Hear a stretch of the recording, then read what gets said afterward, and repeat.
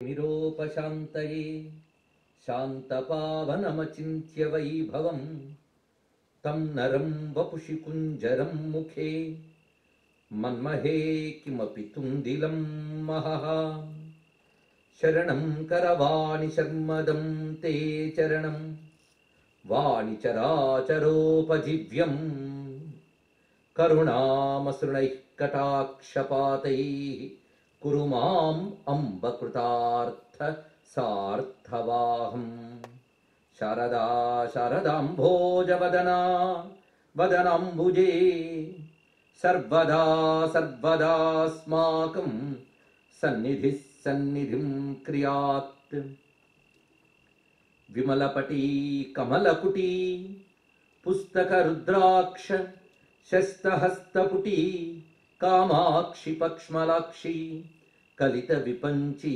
विभासी वैरिंची वागर्थाविव संपृक्तौ वागर्थ प्रतिपत्तये जगतः पितरौ वन्दे पार्वती परमेश्वरौ गुरवे सर्वलोकानां भिषजे भवरोगिणां निधये सर्वविद्यानां दक्षिणामूर्तये नमः। नारायणं नमस्कृत्य नरं चैव नरोत्तमं देवीं सरस्वतीं व्यासं ततो जयमुदीरयेत्। शिवाय गुरवे नमः। शिवाय गुरवे नमः। शिवाय गुरवे नमः। शिवाय गुरवे नमः। शिवाय गुरवे नमः। शिवाय गुरवे नमः। श्रीमात्रे नमः। श्रीमात्रे नमः। श्रीमात्रे नमः। श्रीमात्रे नमः। श्रीमात्रे नमः। श्रीमात्रे नमः। श्रीमात्रे नमः। श्रीमात्रे नमः। श्री विष्णुरूपाय नमः शिवाय। श्री विष्णुरूपाय नमः शिवाय। श्री विष्णुरूपाय नमः शिवाय। श्री विष्णुरूपाय नमः शिवाय। श्री विष्णुरूपाय नमः शिवाय। श्री विष्णुरूपाय नमः शिवाय। श्री कृष्ण शरणं मम। श्री कृष्ण शरणं मम। नमो महद्भ्यो ऋषिभ्यो गुरुभ्यो नमः। ओम नमो भगवते वासुदेवाय। ओम नमो भगवते వ్యాసదేవాయ। భగవన్మయమైన ఈ సదస్సుకి నమస్సులు సమర్పణ చేసుకుంటూ ఆత్మీయులైన మెల్బోర్న్ తెలుగు వారందరినీ మళ్ళీ 2 ఏళ్ల తర్వాత కలుసుకోవడం జరుగుతున్నది. గతంలో ఇక్కడ చెప్పిన అంశములు మీరందరూ చూపించిన ఆదరణ ఆత్మీయత మరువలేనివి. అవే మళ్ళీ ఇక్కడికి రప్పించాయి.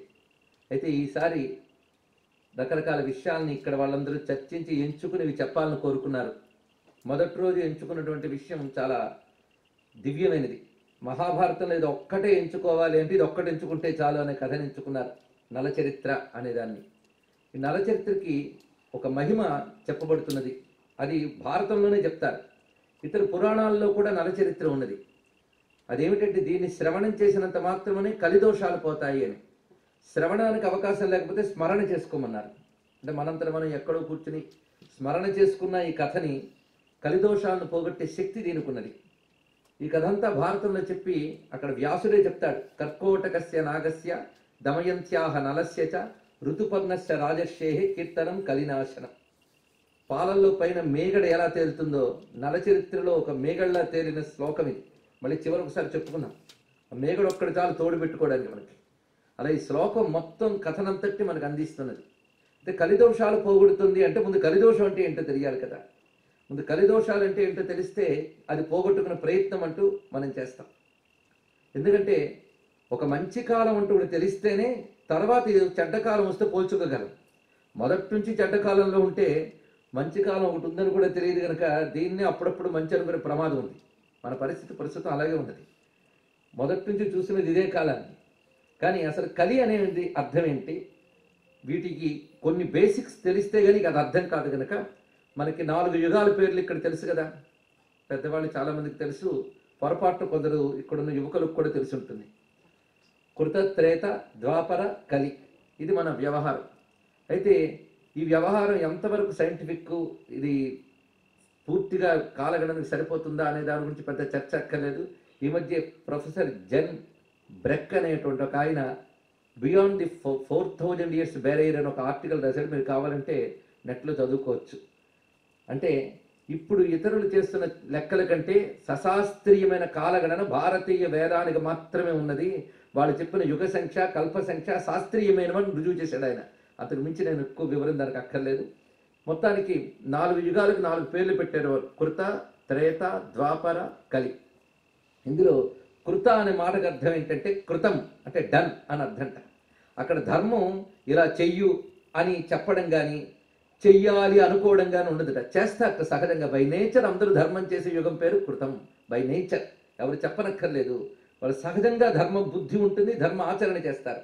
అందుకే దాని పేరు కృతం అని చెప్పారు. ఇక్కడ త్రేత అనగానే స్పష్టంగా తెలుస్తున్నది. అక్కడ 3 పాళ్ళు మాత్రమే ధర్మం ఉంటుంది, 1 పాలు ధర్మం ఉండదు. అందుకే త్రేతాయుగం. ఇక ద్వాపర యుగం అంటే ప్రతి యుగానికి 4 పాదములు మనం చేసినట్లయితే 2 పాదములు ధర్మము, 2 పాదముల ధర్మము. ఇక్కడ 2 పాదములు అంటే ఇంకోటి తెలుసుకోవాలి. కలియుగానికి ప్రతి యుగానికి 4 పాదములు ఉంటాయి. ఒక 2 పాదముల ధర్మం, ఒక 2 పాదముల ధర్మం అని చెప్పడం కాదు. అక్కడ 4 పాదాల లెక్క వేరు, ధర్మంలో పాదముల లెక్క వేరు. ఇక్కడ పాదము అంటే క్వార్టర్ అని అర్థం. 2 పాదములు అంటే సగం. అంటే మొత్తం ద్వాపర యుగం అంతా సగం పాలు ధర్మం, సగం పాలు అధర్మం ఉంటుందని అర్థం. ఇక కలియుగం వచ్చేటప్పటికల్లా ఈ పేరు కొంచెం మన కృతానికి కలికి కొంచెం అర్థం చెప్పుకోవడానికి వ్యుత్పత్తి తెచ్చుకోవాలి. త్రేతా ద్వాపర నెంబర్ అర్థమైపోతుంది. కలియుగంలో 1 పాదమే ధర్మం ఉంటుంది, మిగిలిన 3 పాదాలు అధర్మం. అంటే ఇంకేది ప్రథమ పాదమే కదండి, ఇప్పుడే ఇంత అధర్మం అయిపోయింది కొందరు అడుగుతూ ఉంటారు. ఇక్కడ అర్థంలో కూడా ప్రథమ పాదం అంతా ధర్మం ఉంటుందని అర్థం కాదు. మొత్తం కలియుగంలో 3/4 అధర్మం, 1/4 ధర్మం. ఇది అర్థం. అది అక్కడ ధర్మం విషయంలో పాదములు అంటే ఇది అర్థం. ఇప్పుడు కలియుగం అనే పేరు ఎందుకు వచ్చిందో చూడాలి. కలిలో కొన్ని దోషాలు ఉంటాయట. మొదటి దోషం అనాచారం, రెండవ దోషం దురాచారం, మూడవ దోషం ఏంటంటే కల్యంతే కలహం కుర్వంత్యస్మిన్నితి కలిహి అని వ్యుత్పత్తి చెప్పారు. ఏ యుగంలో ఒకరితో ఒకడు దెబ్బలాడుకుంటూ ఉంటారో ఆ యుగం పేరు కలిట. కలిలో పెద్ద దుర్లక్షణం ఏంటంటే ఒకరికొకరు పడరు. అది పెద్ద దుర్లక్షణం. ఒకడితో ఒకడు కాంప్రమైజ్ కాలేడు. పూర్వం కలిసి ఉండడానికి కారణాలు వెతికేవారు, ఇప్పుడు విడిపోవడానికి కారణాలు వెతుకుతూ ఉంటారట. అది యుగ లక్షణం. విడిపోవడం ఎంత దూరం దాకా వచ్చిందంటే నాకంటే లోకం చూస్తున్న మీకు ఎక్కువ తెలుస్తుంది. ఉమ్మడి కుటుంబాలు కాస్త చెదిరి ఒక యూనిట్ కుటుంబాలై తర్వాత ఆ భార్యాభర్తలు కూడా ఎందరెందరు మారుతూ ఎన్ని కలహాలు వస్తున్న రోజులు మనం చూస్తున్నాం. మనిషికి మధ్య ఒక సౌమనస్య వాతావరణం దెబ్బతింటుంది. కానీ సౌమనస్యం కోసం ఘర్షణ మాత్రం ఉంటుంది. వీడు రాజీ పడ్డు వాడు రాజీ పడాలని కోరుకుంటూ ఉంటాడు. అదొకటి. కలియుగంలో ధర్మానికి ఏం కొదవలేదుటండి. అంటే ధర్మం చెప్పడానికి కొదవలేదుట. ధర్మం చెప్పేవాళ్ళు చాలామంది ఉంటారు. పైగా పూర్వం కంటే ధర్మశాస్త్రాలు బుక్స్ ఎక్కువ దొరుకుతాయి. మన ర్యాక్స్ కూడా బాగా నింపుకోవచ్చు. కనుక ధర్మాలు చెప్పడానికి పుస్తకాలు నింపుకోవడానికి చాలా దొరుకుతాయట. పైగా ప్రతివాడికి ధర్మాలు తెలుసు. అది కూడా చిత్రం. కలియుగంలో అందరికీ ధర్మాలు తెలుసు. ఎక్కడ తేడా అంటే ఆ ధర్మాలు అవతల వాడి నుంచి ఆశిస్తాడు. ఒక్కడే బాధ. వాడిని పాటించడు. అందుకే భార్య ఎలా ఉండాలో భర్త చెప్తాడు, భర్త ఎలా ఉండాలో భార్య చెప్తుంది. ఇద్దరిలా ఉండరు. అలా గురువు ఎలా ఉండాలో శిష్యుడు చెప్తాడు, శిష్యుడు ఎలా ఉండాలో గురువు చెప్తాడు. ఇద్దరిలా ఉండరు. అన్నీ ఇలాగే ఉంటాయి. అందుకే ఈ యుగంలో అన్నిటికంటే ముఖ్యం ఎన్ని పుస్తకాలు చదివినా ఎన్ని బోధన జరిగినా మన బుద్ధి మీద ప్రభావం చేసే కొన్ని శక్తులు ఉంటాయి. ఆ శక్తులను మనం ప్రసన్నం చేసుకుంటే మన బుద్ధిని ముందు సవరిస్తాయి. అందుకే సరి అయిన ఆలోచన స్ఫురిస్తే సరి అయిన ఆచరణ ఉంటుంది, సరి అయిన ఆచరణ ఉంటే సరి అయిన జీవితం ఉంటుంది. అందుకే బుద్ధిని మంచి ఆలోచన ప్రేరేపించమని భగవంతుని ప్రార్థించడమే మనందరం చేయవలసింది.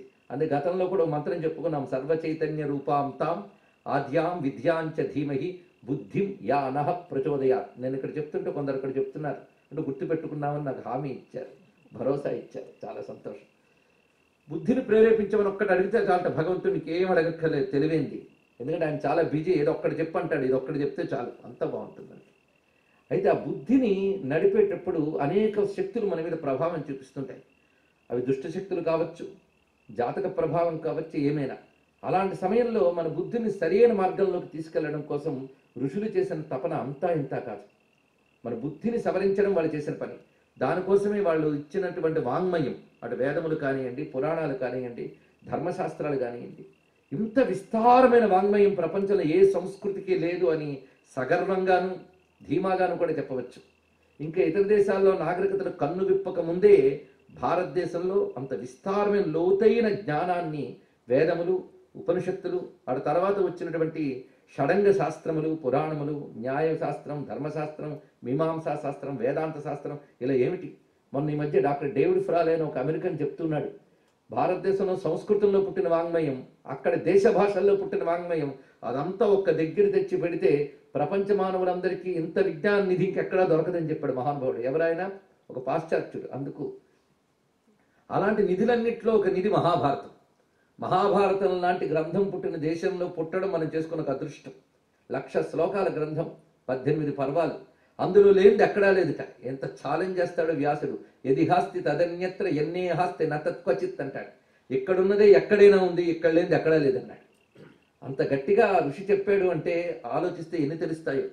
మహాభారతంలో 1-2 పుస్తకాలు మనకు తెలుసు. ఒక భగవద్గీత, యక్ష ప్రశ్నలు, ఇలా కొన్ని చెప్తూ ఉంటాం.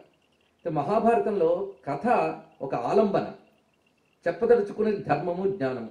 ఆధ్యాత్మిక విజ్ఞానం అంటే ఎప్పుడు 3 ఉంటాయి. ఇది ఇప్పుడు ముందు మనం బేసిక్గా ఆధ్యాత్మికత అంటే ఏంటో తెలుసుకుంటాం. ఆధ్యాత్మికత అంటే చాలామంది అనుకుంటారు వృద్ధులందరూ కాలక్షేపం అని. అది కాదని మనం అనేక మార్లు చెప్పుకుంటున్నాం. అయితే ఆ విషయం కూడా వృద్ధులే చెప్పుకుంటూ ఉంటారు, అదే వచ్చిన బాధ. కానీ ఆధ్యాత్మికతలో 3 కోణాలు ఉంటాయి. ధార్మిక, ఉపాసన, తాత్విక అని 3 ఉంటాయి. ధార్మికము అంటే ఏది చేయాలి, ఏది చేయకూడదు, ఏది చేస్తే ఏమిటి అనే దాన్ని తెలియజేసేది ధార్మికత. అది ముందు చాలా అవసరం. ఇది ప్రవర్తనకి చాలా అవసరం, బిహేవియర్కి ధార్మికత.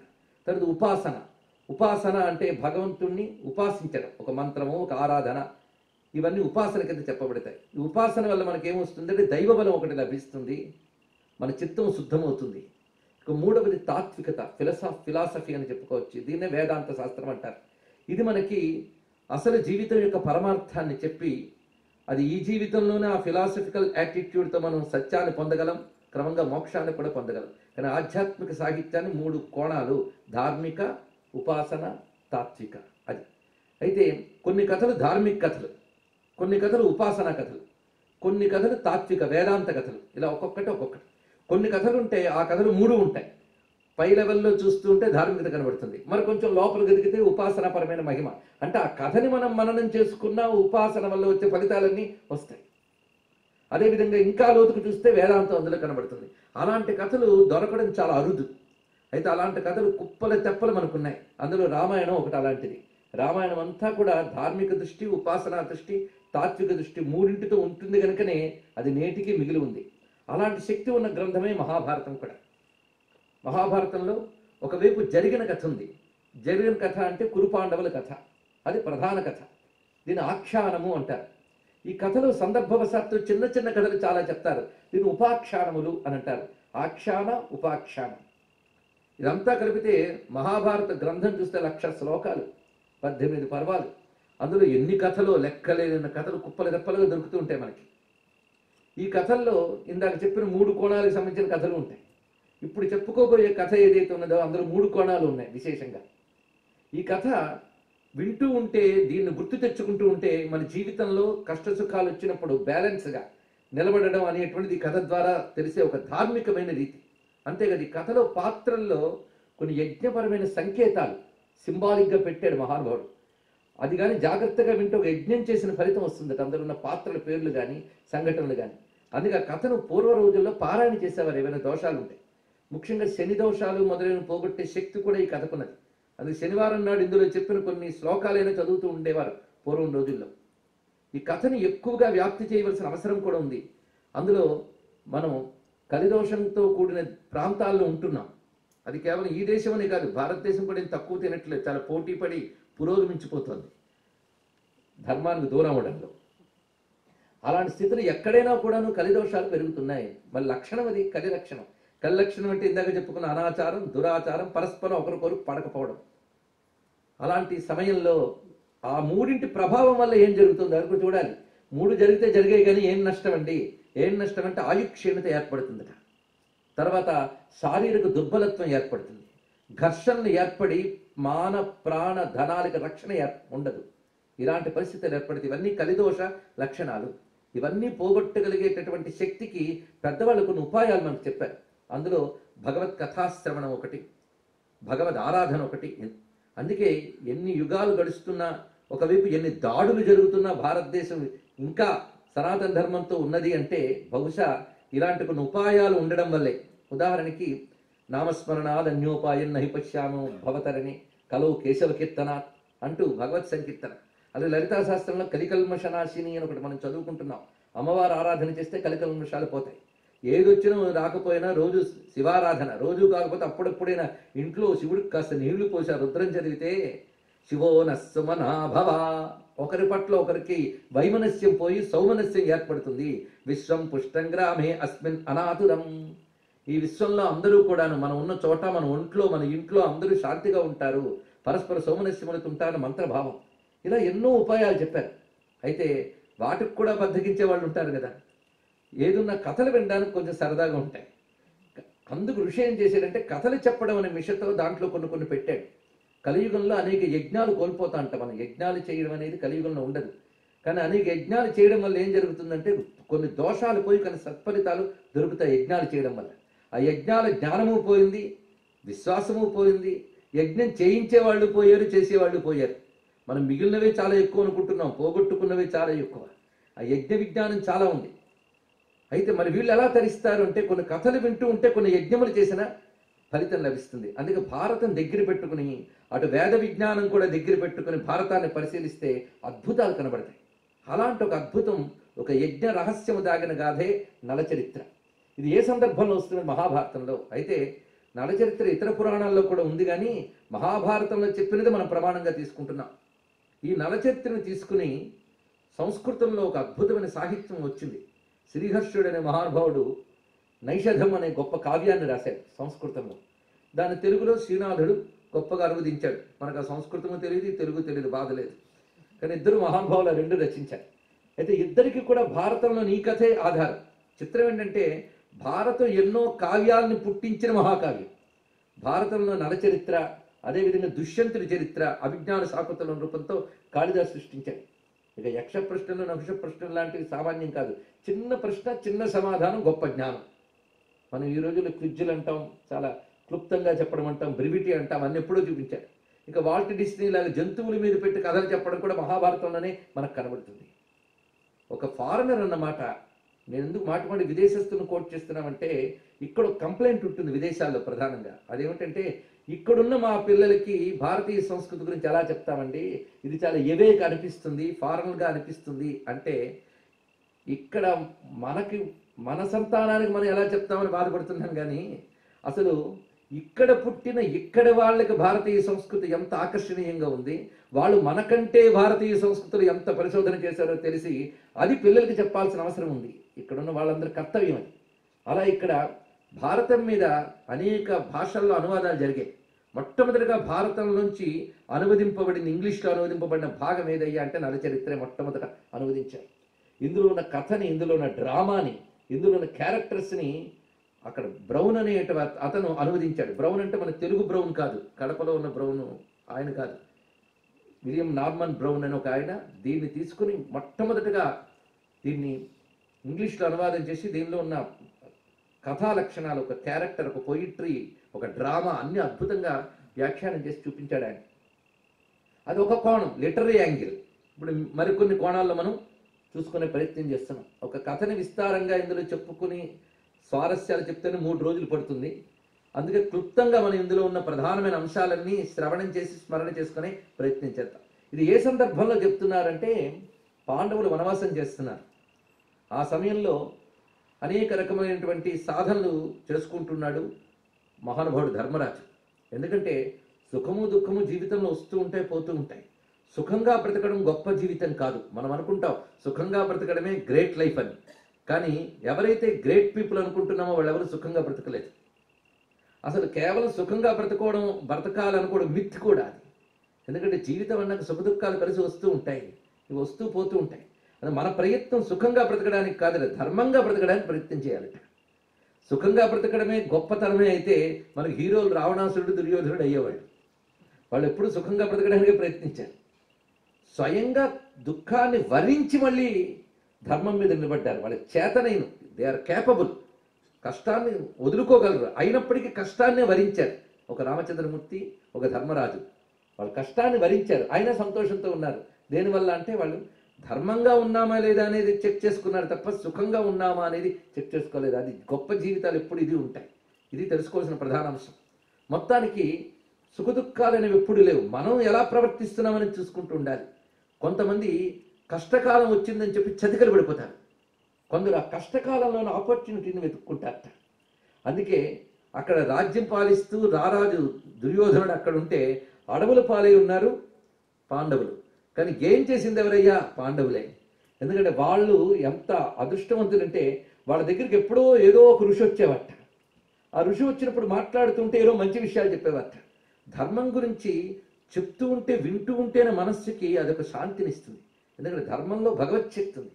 అది శ్రవణ మాత్రం చేతే శాంతినిస్తుంది, స్మరణ మాత్రం చేతనే ధైర్యాన్ని ఇస్తుంది. రోజు మహాత్ములు వచ్చేవారు, ఏదో చెప్పేవారు సందర్భాలు. ఒక్కొక్కప్పుడు కృష్ణ పరమాత్మ వచ్చి చక్కగా పలకరించేవాడు, ధైర్యాన్ని ఇచ్చేవాడు. నిజానికి అదృష్టవంతులు వీళ్ళండి. ఈ మహర్షులందరూ కూడా అడవిలో ఉన్నటువంటి ధర్మరాజు దగ్గరికి వచ్చారు, కానీ పదవిలో ఉన్న దుర్యోధనుడి దగ్గరికి వెళ్ళలేదు. ఇది పరిశీలించాలి. ఎందుకంటే వాళ్ళ ధర్మం ఎక్కడుందో అటువైపు వస్తారు మహాత్ములు, ధనం ముందు ఎటు ఉందో అటు వెళ్ళరు, ఇటు వచ్చి చెప్తూ ఉన్నారు. ఇలా కొంతకాలం గడుస్తుంది. ఒకప్పుడు బృహదస్వుడు అనేటువంటి ఒక మహర్షి ధర్మరాజు వద్దకు వచ్చారు. ఆ వచ్చినప్పుడు ధర్మరాజు మాట్లాడుతూ సెల్ఫ్ పిటీలోకి వెళ్ళిపోయాడండి. ఇది చాలా బాధాకరం. ఒక్కొక్కప్పుడు సెల్ఫ్ పిటీ ఒకటి వస్తూ ఉంటుంది. వచ్చి అన్నట్ట, చూడు, నా అంత కష్టాలు పాలైన వాడు ఎవడైనా ఉన్నాడా? ఎందుకంటే పెద్దది హ్యూమిలియేషన్, అవమానం. అది చాలా పెద్ద అనుభవించాను నేను. ఎందుకంటే రాజసీ యాగం చేసి అఖండ భూమండలానికి చక్రవర్తిని అయ్యాను. అలాంటిది సర్వం కోల్పోయి, సర్వస్వం కోల్పోయి ఇటు వచ్చాను. ఇలా అడవుల పాలై సోదరులతో పాటు ఇక్కట్లు పడుతూ, భార్యతో పాటు బాధపడుతూ ఉన్నటువంటి వారు నాలాంటి దీనులు ఇంతవరకు ఎవరైనా ఉన్నారా? ఒక్కొక్కప్పుడు అనిపిస్తుంది, ప్రపంచంలో అందరికంటే కష్టాలైనా నానెత్తి మీదే పడ్డాయని ప్రతివాడు అనుకుంటుంటాడు. నాలాంటి కష్టం ఎవరికి లేదు. భగవంతుడిని ఏం పాపం చేశాను రా అని అడుగుతాం. ఆయన చూపిస్తే మాత్రం గుడ్డి బేజారు అవుతుంది చేసినవన్నీ చెప్తే. మొత్తానికి ఏం తక్కువేం కాదు. ఇది ఒక సెల్ఫ్ పిటీ. దాంట్లో వెళ్ళిపోయాడు ఒక్కసారి ఆయన ధర్మరాజు. వెళ్ళిపోతే బృహదస్థుడు మందహాసం చేశాడు. నీ కష్టం ఎక్కడుందయ్యా అని అడిగాడు.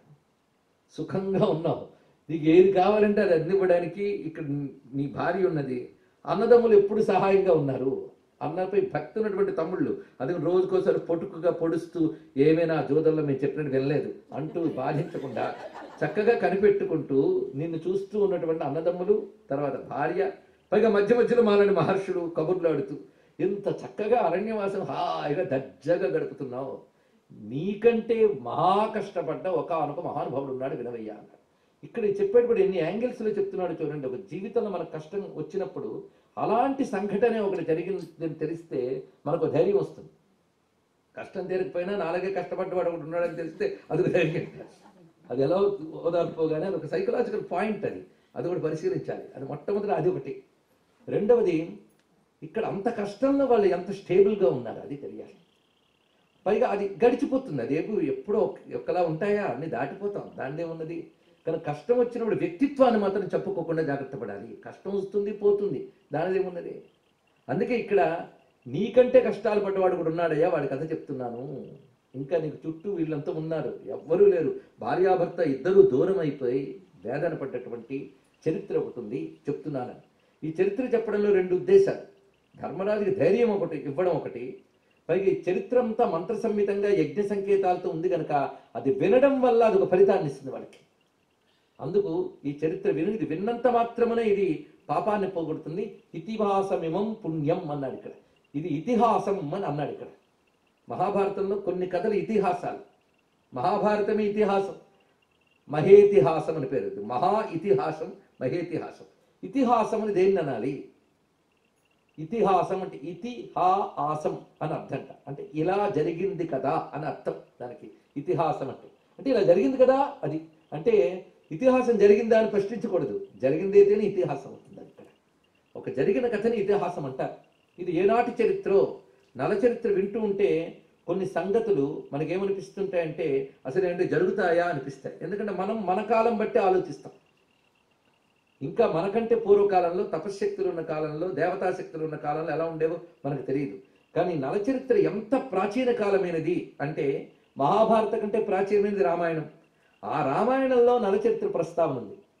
సీతమ్మ సుందరకాండలో చెప్తూ ఒక ఉత్తమ దంపతుల వరుస చెప్తూ నైషధం దమయంతీవా అని ఒక మాట చెప్తుంది.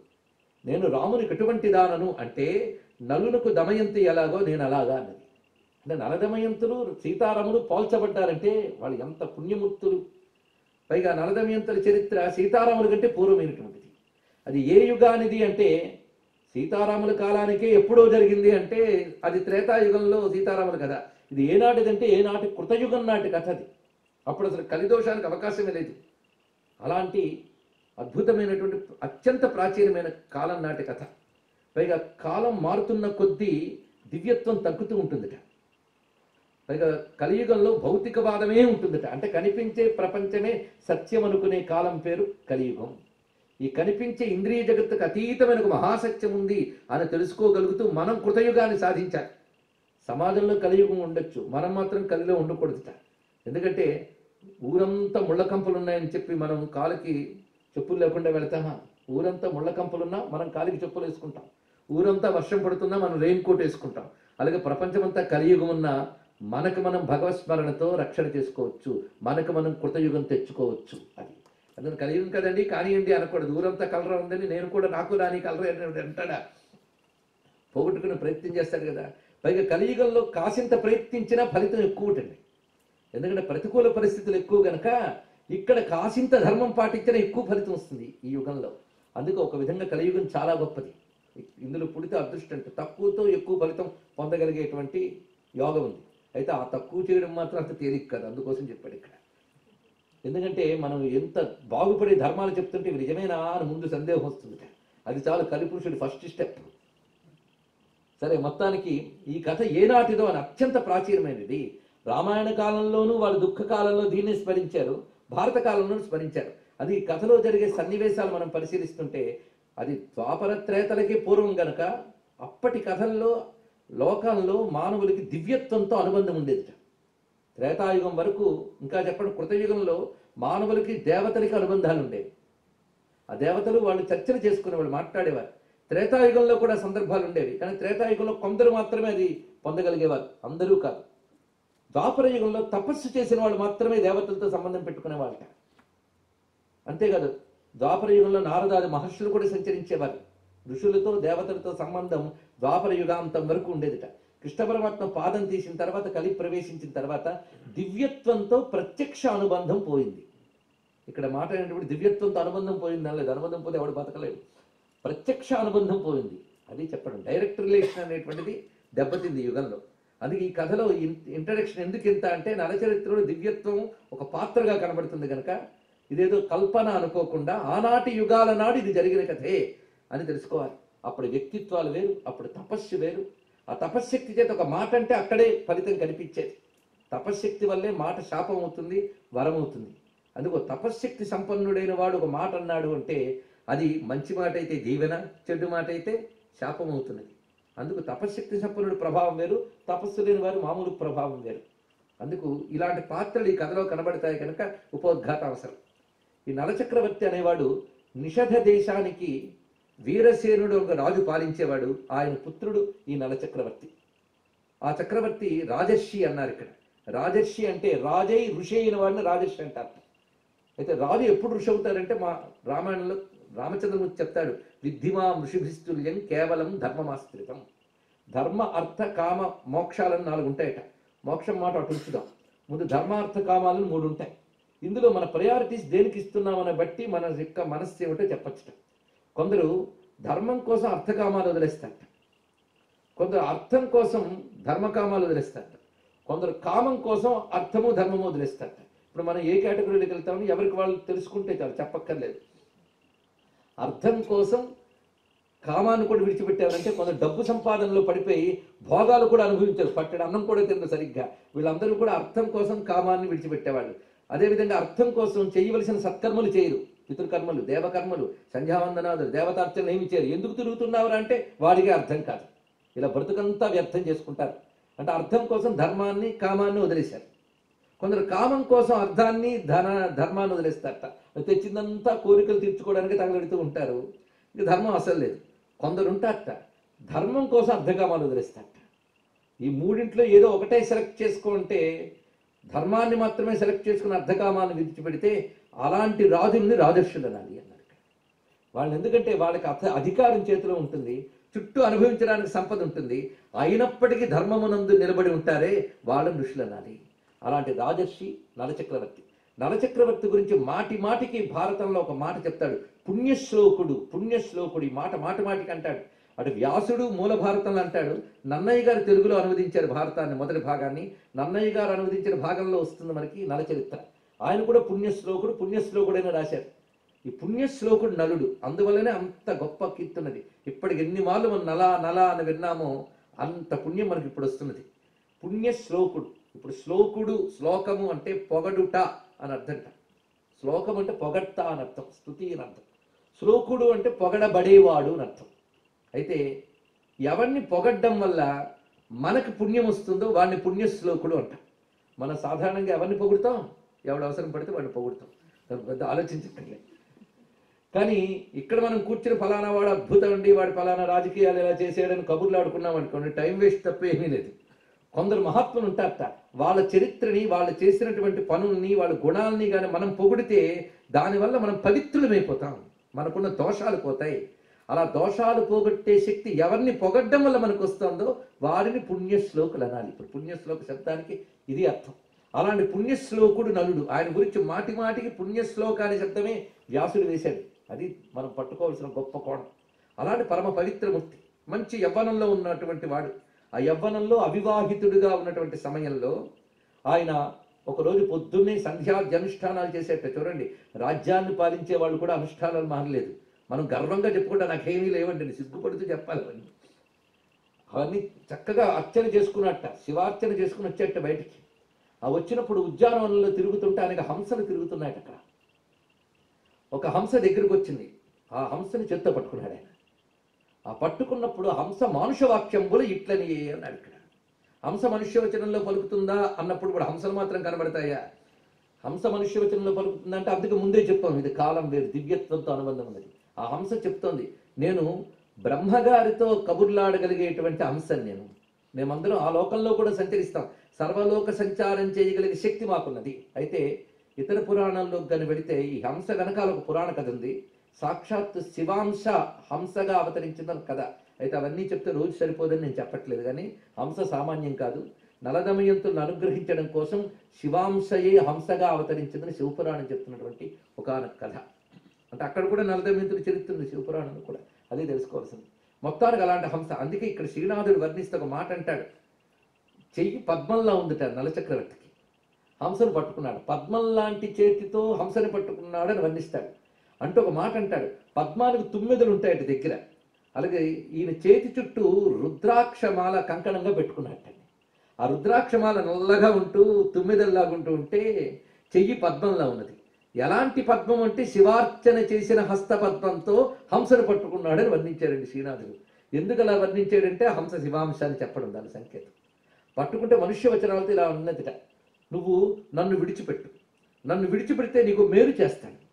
ఎందుకంటే నాకు తెలిసి రాచకన్యలందరిలో అన్ని ఉత్తమ లక్షణములు కలిగిన ఒకానొక రాచకన్య ఉన్నది.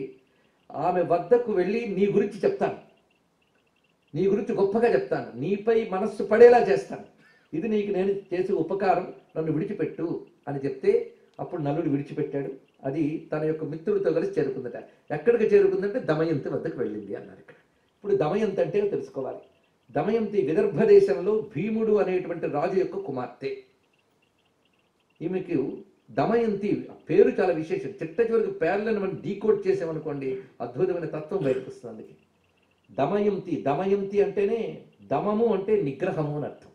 ఇంద్రియాలను నిగ్రహించడాన్ని దమయంతి అంటారు. ఆ దమన శక్తిని దమయంతి. మొత్తానికి ఆ పేరు ఎందుకు పెట్టారు అంటే ఈ భూముడికి చాలా కాలం సంతానం లేకపోతే దమనుడు అనే మహర్షి వారి రాజ్యానికి వచ్చినప్పుడు ఆయన్ని సేవ చేసుకున్నారు వీళ్ళు. ఆయన ఆశీర్వచనాల వల్ల సత్సంతానం కలిగిందిట. ఆ కలిగిన సంతానానికి అంతటికి కూడా గురువుగారి పేరు వచ్చేటట్టు పెట్టుకున్నాడు ఆయన.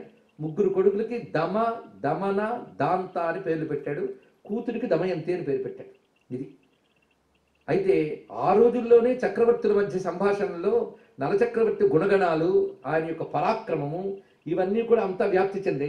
దమయంతి యొక్క అపురూపమైన సౌందర్యము, సద్గుణాలు ఇవి వ్యాప్తి చెందే. ఒకరి గురించి ఒకరికి తెలిసి ఒకరిపై ఒకరికి మనసు ఉందిట. ఆ సమయంలో హంస ప్రవేశించింది. కనుకనే నలుడికి ఇష్టమైన మాటే హంస పలికింది. ఆమె తిన్నగా మరి దమయంతి దగ్గరికి వెళ్ళినప్పుడు దమయంతి దగ్గర తారాడిందిట హంస, అంటే పట్టుకో పట్టుకో అన్నట్టుగా. ఆ తారాడుతుంటే దమయంతి ముద్దొస్తున్న హంసని పట్టుకోగానే అప్పుడు ఒక మాట చెప్తుందిట, ఇక్కడ మాట్లాడినట్టే, నేను అనేక రాజ్యములు తిరిగి తిరిగి వస్తున్నాను, అనేక రాజ్యాలు చూశాను, రాజపుత్రుల్ని చూశాను, కానీ నేను చూసినటువంటి రాజపుత్రుల్లో నలుడంతటి గొప్ప రాజు ఇంకెవడు కనబడలేదు. ఒకవైపు సౌందర్యంలో కానీ, సద్గుణాల్లో కానీ, ధర్మనిష్టలో కానీ, సచ్చరిత్రలో కానీ అన్నిట్లో అతని మిన్నయ్యైన వాడు. ఎందుకు నాకు ఇప్పుడు ఆ మాట గుర్తొచ్చిందంటే, నిన్ను చూసాక ఆయన గుర్తొచ్చాను. ఎందుకంటే ఈ రాజ్యాలను తిరిగినప్పుడు స్త్రీలను కూడా నేను చూశాను. స్త్రీలలో నీలాంటి రత్నం లేదు, పురుషుల్లో ఆయన లాంటి రత్నం లేదు. నువ్వు నారీ రత్నంబు, ఆయన పురుష రత్నంబు. ఇది అక్కడ నన్నయ్య గారు ఈ రెండే పదములు వాడారు. కనుక మీ ఇద్దరికీ కానీ వివాహం జరిగితే ఒకరికొకరు తగిన వారు అవుతారు అన్నారు. ఇక్కడ దీన్ని మేడ్ ఫర్ ఈచ్ అదర్ అంటారు. అక్కడ ఒకరికొకరు తగిన వారు అవుతారు మీరు, ఇది చాలా మంచి దాంపత్యము అంటే. అప్పుడు ఒక మాట అందుట, నేను నిన్ను విడిచిపెట్టాను అందుట. నీకేదైనా ఉపకారం చేస్తాను కోరుకున్నది విడిచిపెట్టు అన్నది. ఇది ఉపకారం నువ్వు చేయదలుచుకుంటే ఒక్కటే ఉపకారం, ఆయన గురించి నా దగ్గర ఇంత గొప్పగా పొగిడేవి కదా, అలాగే నా గురించి కూడా ఆయన దగ్గర చెప్పకూడదు అన్నదిటండి. ఇక్కడ అక్కడి నుంచి వచ్చానని ఆయన మాట్లాడాడని చెప్పలేదు ముందు. అందుకే సరే అయితే తప్పకుండా చెప్తాను, నీ గురించి ఆయనకి చెప్పి నీపై ప్రేమ కలిగేలా చేస్తానని మళ్ళీ ఆ విషయం వెళ్ళి నన్ను కూడా చెప్పింది. మొత్తానికి ఒకరిపై ఒకరికి ఒక మానసికంగా ప్రేమ భావం ఏర్పడింది. ఇక్కడ యువత, తెలుగు తెలిసే యువత అయితే సంతోషం. ఎందుకంటే పురాణాల్లో లవ్ స్టోరీస్ అని రీసెర్చ్ చేయొచ్చండి అద్భుతంగా. ఈ యాంగిల్స్ చెప్తున్నా, ఏ యాంగిల్స్లో చూడాలో. పురాణాల్లో ప్రేమ కథలు, శివపార్వతుల కళ్యాణం నుంచి అన్ని ప్రేమ కథలే. అయితే పురాణ ప్రేమ కథలకి మనం చూస్తున్న ఈ లోకంలో ప్రేమ పురాణాలకి చాలా తేడా ఉంది. పురాణ ప్రేమ కథల్లో బేస్ ధర్మం. అది వాళ్ళు ఒకరిని కోరుకున్నారే అంటే దాని వెనకాల ధార్మికమైనటువంటి బ్యాక్గ్రౌండ్ లేకపోతే కోరిక ఉండదుట. వర్ణము, ఆశ్రమము ఇవన్నీ వాళ్ళకి ఆ కోరిక కలిగేది కూడా ధర్మబద్ధమైన కోరిక కలుగుతుంది, అధర్మబద్ధమైన కోరిక కలుగుతుంది. అది దానికి ప్రత్యేకత. అందుకే మనం బయట ప్రపంచంలో చూసే ఇతర సాహిత్యాల్లో లవ్ స్టోరీస్, హారర్ స్టోరీస్ ఇవన్నీ కూడా ఇప్పుడు మనకి చదువుతుంటాం. హారర్ స్టోరీస్ పిల్లలు చాలా చదువుతుంటారు కదా, ఇది పాటర్ ఏదో హారీ పాటర్ ఏదో, ఇంకా చాలా చాలా వార్ స్టోరీస్, ఇవన్నీ చాలా ఇంట్రెస్ట్గా ఉంటాయి మనకి. ఇవన్నీ ఉన్నాయండి పురాణంలో, ఒళ్ళు వణికించే భయంకరమైన కథలు ఉన్నాయి, అన్నీ ఉన్నాయి. కానీ బేస్ ధర్మం పెట్టేయడం వల్ల ఇవన్నీ ఏం చేస్తాయంటే మనం ప్రవోక్ చేయవు. అది దానికి ఉన్న గొప్పతనం. కావలసిన అనుభూతిని, ఆనందాన్ని ఇస్తూనే ధర్మబద్ధంగా జీవిస్తాయి. అందుకే ఫలానా పురాణం కథ చదివి ఫలానా వాడు పాడైపోయాడని చెప్పడానికి ఎక్కడ ఆధారం దొరకదు. కానీ ఫలానా సినిమా చూసి పాడయ్యాడు, ఫలానా పుస్తకం చదివి పాడయ్యాడు, నవల చదివి పాడయ్యాడు అని మాత్రం దశాబ్దాల చరిత్ర సాక్ష్యంగా ఉంది. ఎందుకంటే పురాణాలు అన్ని రసాలు ఉన్నాయి, నవరసాలు ఉన్నాయి, ధర్మం బేస్ ఉంది. అది తెలుసుకోవాల్సిన అంశం. మొత్తానికి ఒకరిపై ఒకరికి ప్రేమ కలిగినది. ఈ సమయంలో తండ్రి పరిశీలించట. తండ్రి ఎంత అభ్యుముడు, దమయంతి తండ్రి ఆయన పరిశీలించాడు. చెలికత్తెల ద్వారా తెలుసుకున్నాడు ఈమె ఒకరిని వరించింది అని. అయితే అప్పటి రాజ సంప్రదాయం ప్రకారంగా ఒకరిని తాను స్వయంగా మానసికంగా వరించినప్పటికీ వివాహం స్వయంవరం ద్వారా ఏర్పాటు చేస్తారట. అంటే స్త్రీకి ఎంత ప్రాధాన్యం ఇచ్చారో దీన్ని బట్టి మనకు తెలుస్తుంది. రాజులకి నియమం ఇది. స్వయంవరం అని దేశంలో ఉన్న ప్రధాన రాజులందరినీ పిలిచేవారు. అందులో ఈమె ఎవరిని వరించిందో వారిని కూడా పిలిచేవారు. అందరి సమక్షంలో ఆమె వరించేది. దాన్ని రాజులందరూ యాక్సెప్ట్ చేసి ఆశీర్వదించి వెళ్ళేవారు. ఇది అదొక సంప్రదాయం. ఆ సంప్రదాయం వెనకాల రాజకీయ కారణాలు కూడా చాలా ఉన్నాయి, రాజనీతి ఒకటి ఉన్నది. అలా ఇక్కడ స్వయంవరానికి ఏర్పాటు చేశాడు ఆయన. అందరు చక్రవర్తులు వస్తున్నారు. నలుడికి కూడా వార్త వెళ్ళింది. ఆయన ఉత్సాహంగా బయలుదేరేట. ఆ వస్తూ ఉండగా నలుడి దగ్గర ఒక విచిత్రం జరిగింది. ఆ విచిత్రం ఏంటంటే, పర్వతుడు, నారదుడు అని ఇద్దరు మహర్షులు స్వర్గలోకానికి వెళ్ళారట ఇంద్రుడు. ఇంద్రుడు అన్నాడు, మీరు అన్ని లోకాలు తిరుగుతుంటారు కదా, భూలోకం వార్తలు ఏమిటి అని. భూలోకంలో దమయంతి అని ఒక స్త్రీ ఉన్నది, ఆమెకు స్వయంవరం ఏర్పాటు అవుతోంది అని చెప్పారు. ఈ స్వయంవరం, దమయంతి స్వయంవరం రమ్యమైన ఘట్టం ఇక్కడ. అయితే దమయంతి స్వయంవర వార్త దేవతలకు ఉత్సాహం కలిగించిందిట. ఎందుకంటే దమయంతి జన్మ చాలా చిత్రమైనది. ఋషి యొక్క తపస్సు వల్ల లభించిన జన్మ. పైగా దేవి భాగవతం చెప్తుంది దమయంతి అమ్మవారి అంశాన్ని. అందుకే మనం అమ్మవారి కథతోనే ప్రారంభించుకుంటున్నామని తెలుసుకోవాలి. దమయంతి అమ్మవారి అంశ, అందరి సందేహం లేదు. నలుడు ఆ పరమేశ్వర శక్తి కలిగినటువంటి వాడు, అందుకే సామాన్యులు కాదు. దమయంతి స్మరణ మనను పవిత్రం చేస్తుంది. పుణ్య దంపతులు వాళ్ళిద్దరూ కూడా. అలాంటిది ఆ దమయంతి దేవతలకు కూడా దృష్టిలోకి వెళ్ళినంత సౌందర్య రాశి ఆవిడ. అయితే అది విన్న ఇంద్రుడు ఏమన్నాడంటే తనతో పాటు మరొక 3 లోకపాలకుల్ని పిలుచుకున్నట్ట. మనం వెళదాం, స్వయంవరం ఏంటో చూద్దామని బయలుదేరారు. ఇది కేవలం పరీక్షా నిమిత్తమే. ఆ వెళ్ళి వస్తూ ఉంటే నలుడు ఎదురుపడ్డాడు. వాళ్ళు నలుడు కోసమే వచ్చారు, వాళ్ళు నిజానికి చెప్పాలంటే. నలుడి దగ్గర రాగానే వాళ్ళ తేజోమూర్తులతో గోచరించేట, నలుడికి కనబడేటట్టుగా. దేవతలు మనం చూడలేం, వాళ్ళు మనకి కనబడాలనుకుంటే వాళ్ళు ఏ రూపంతో కనబడాలో ఆ రూపంతో కనబడతారు. కనబడగానే నలుడు మిమ్మల్ని చూస్తుంటే చాలా దివ్యమూర్తులుగా ఉన్నారు, మీరెవరు అని అడిగాడు. మేము నీకోసమే వచ్చాం, నువ్వు మాకు దూతగా ఒక సత్కార్యం చేయాలి. నేను ఇంద్రుడను, ఇతడు యముడు, వరుణుడు, ఇతడు అగ్నిదేవుడు, మొత్తం నలుగురం మేము. మాకు నువ్వు దూతగా ఒక సత్కార్యం చేయాలి, చేస్తావా అని అడిగట. అవశ్యం చేస్తాను, మీలాంటి మహాత్ములు చెప్తే చేయకుండా ఉంటానా? తప్పకుండా చేస్తాను అన్నాడు. చాలా సంతోషం. ఏం లేదు, నువ్వు ఒక్కసారి దమయంతి స్వయంవరానికి బయలుదేరవని మాకు తెలుసు. స్వయంవరం కంటే ముందు దమయంతి వద్దకు వెళ్ళి మేము నలుగురము ఆమెను ఇష్టపడ్డామని, మా నలుగురిలో ఎవరినైనా వరించమని చెప్పు అన్నట్ట. అప్పుడు వెంటనే నలుడికి బాధ కలిగింది. ఇదేమైనా బాగుందా స్వామి? ఎరిగి ఎరిగి నన్ను ఏకార్థ సముపేతు పాడి అయ్యా ఇట్టి పనికి ననుప. నన్నయ్య గారు చెప్తున్నారు ఇక్కడ, ఎరిగి ఎరిగి నన్ను ఏకార్థ సముపేతు. అందరం కూడా స్వయంవరానికి బయలుదేరాం, అలాంటి మీలాగే నేను కూడా ఆమె నన్ను వరించాలని బయలుదేరుతుంటే నన్ను పట్టుకుని, పైగా తెలియదా అంటే దేవతలకు మీకు తెలుసు, నన్ను పట్టుకుని ఇలా అనడం న్యాయమేనా అన్నట్టు. మరి ఏం చెయ్యమంటా అని అడగకుండా ఏం చెప్తే చేస్తాను ముందే ఎందుకు కమిట్ అయ్యావు అని అడిగాడు. పైగా నీ గురించి చాలా తెలుసుకుని వచ్చావు, నువ్వు సత్యవంతుడవు, ఇచ్చిన మాట కట్టుబడతావు. అదే సత్యం అంటే. సత్యం అంటే ఏమిటో కదా, కమిట్మెంట్. సత్యం అంటే కమిట్మెంట్. ఇచ్చిన మాట కట్టుబడతావు అనేటువంటిది తెలుసుకుని నీ దగ్గరికి వచ్చావు. ఇప్పుడు ఏమంటావు అన్నారు, ఏమనలేదు, సత్యానికి కట్టుబడతానన్నాడు మహానుభావుడు. చూడండి క్యారెక్టర్, అది ఇక్కడ తెలుసుకోవాల్సింది. అదే దేవతలు ఇబ్బందులు పాలు చేస్తున్నాడు అనుకోవద్దు, ఇందంతా రహస్యం ఉంది, జాగ్రత్తగా తెలుసుకుందాం. సరే, మొత్తానికి దేవతల అనుమతి తీసుకుని ఇంకో మాట అన్నట్ట, వెళతాను కానీ స్వయంవరం కాకుండా ఒక రాజకన్యని కలుసుకునే అవకాశం ఎలా ఉంటుందయ్యా? ఆమె రాజకన్య, ఏదో మామూలు స్త్రీ కాదు. రాజు అనగానే అంతఃపురం ఉంటుంది, రక్షణ వలయం ఉంటుంది. ఇవన్నీ దాటుకుని నేను ఎలా వెళతాను? స్వయంవరం వరకు ఇతర పురుషులు ఎవరు ఆమెను చూడలేరే, నేను వెళ్ళి ఎలా కలుస్తాను అన్నాడు. మేము మా దైవశక్తితో ఆవిడ అంతఃపురంలో ఉండేటట్టు చేస్తాం అన్నాడు. సరే, చిత్రంగా ఇతను ఆశ్చర్యకరంగా సంకల్ప మాత్రం చేత అంతఃపురంలో ఉన్నాడు. హఠాత్తుగా ఒక పురుషుడు అంతఃపురంకి వచ్చినప్పటికల్లా చెరికత్తెల మధ్యలో ఉన్నటువంటి ఆ దమయంతికి ఆశ్చర్యం వేసింది. కానీ ఆమె అంతవరకు నలుని గురించి విన్నది, వర్ణన విన్నది, ఉత్తమురాలు గనక ఒక ఉత్తముడి వర్ణన బట్టి అతని యొక్క విగ్రహాన్ని ఊహించగలిగే శక్తి ఆమెకు ఉన్నది. ఇతను నలుడేమో అనిపించింది. ఆయన అనుకున్నాడు, హంస ద్వారా విన్నదాని కంటే గొప్పగా ఉన్నది ఈమె. ఎందుకంటే ఆయన దమయంతని స్పష్టంగా తెలుసు. కొంతసేపటి గడిందిట, మీరు ఎవరు? పరపురుషులు ప్రవేశించలేరు అంతఃపురంలో, ఎందుకంటే కఠిన శాసకుడైన మా తండ్రి గారి రక్షణలో ఉన్నటువంటి అంతఃపురంలో ప్రవేశించడం అంత తేలిక కాదు. మీరు ప్రవేశించారంటే ఎవరు మహాత్ములై ఉంటారు, మీరెవరో దయచేసి చెప్పండి అంటే అతను ఎన్ని మాట్లాడచ్చు ఇప్పుడు? అసలు నన్ను నలుడు అంటారు, నువ్వు ఇష్టపడ్డాం కానీ దేవత మధ్యలో వచ్చారు అని చెప్పండి అని చెప్పాను. తనకు ఇష్టానొచ్చుగా అతను మాట్లాడిన తీరు చూడండి, అంత అద్భుతంగా మాట్లాడి. ఇంతి ఏను దేవదూతను. ప్రారంభం ఏమిటి? నేను నలుణ్ణి అనలేదు, దేవదూతను. నేను దేవతను పంపిన దూతను. అంటే ఇక్కడ నేను నలుడిగా రాలేదు, దేవదూతగా వచ్చాను. దేవదూతను ఏను దేవదూత నింతి నలుండను ఆడ. అప్పుడు నా పేరు నలుడు అంటారు. నన్ను పంపిన వారు ఇంద్ర, దహన, వరుణ, యములు. ఇంద్ర, దహన, వరుణ, యములు, ఈ నలుగురు నన్ను పంపారు. వాళ్ళు చెప్పేది ఏంటంటే, ఆ నలుగురిలో ఎవరినైనా ఒకరిని వరించమని నీకు చెప్పమన్నారు, అది నీకు చెప్పడానికి వచ్చాను అనగానే నలుడిని చూసిన ఆనందం ఒకవైపు అయితే, ఈ మాట మీద హతాశురాలి, కళ్ళ నీళ్ళు వచ్చేట తల్లి. నేను మనసా నిన్నే నా పతిగా భావన చేస్తున్నాను. ఉత్తమ లక్షణములు కలిగిన స్త్రీ ఒకసారి మనసా నా పతి అనుకుంటే ఆ దృష్టిని మరొక వైపు తిప్పదు.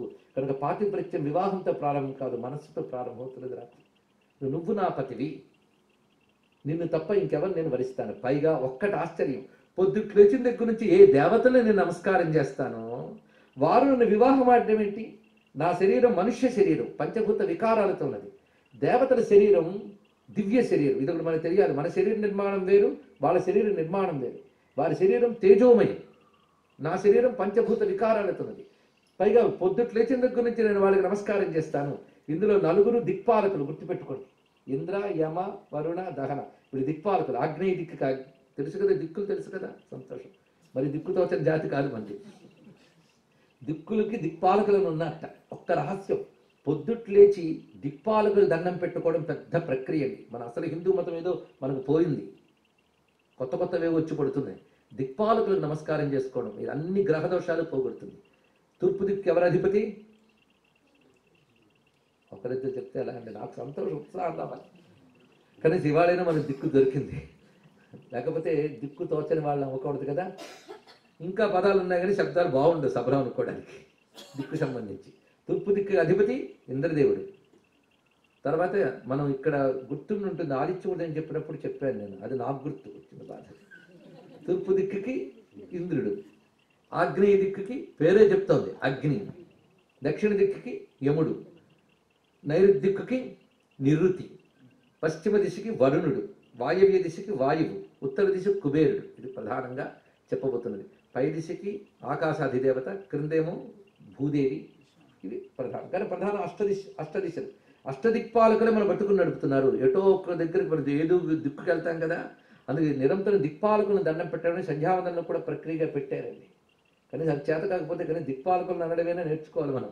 అన్ని దిక్పాలకులు ఒకడే ఈశ్వరుడు, అది కూడా తెలుసుకోవాలి. నమో సేనాన్యే దిశాంచ పతయే నమః, నమో హిరణ్యవాహవే సేనాన్యే దిశాంచ పతయే నమః. రుద్రంలో అంటున్నాం కదా, సర్వదిక్పాలకుడు నిజానికి ఒకడే పరమేశ్వరుడు. ఆయనే ఒక్కొక్క దిక్కులో ఒక్కొక్క పేరుతో వ్యవహరిస్తున్నాడు. అది సూర్య భగవానుడి ద్వారా మనకు తెలుస్తున్నది. ఎందుకంటే దిక్కు తోచేది ఆయన వల్లే కదా. అలా మొత్తాన్ని దిక్పాలకులు అందరూ, వీళ్ళు దిక్పాలకులు. అందుకే తల్లి చెప్తోంది, పొద్దుట్లే చే దిక్పాలకులు నేను స్మరిస్తాను. ఆ దిక్పాలకులు నన్ను వరించడానికి రావడం ఏంటి, వినడానికి ఆశ్చర్యంగా ఉన్నది. అందుకు నేను వాళ్ళకి దండం పెట్టుకుంటానే తప్ప నేను ఈ పని చేస్తాను.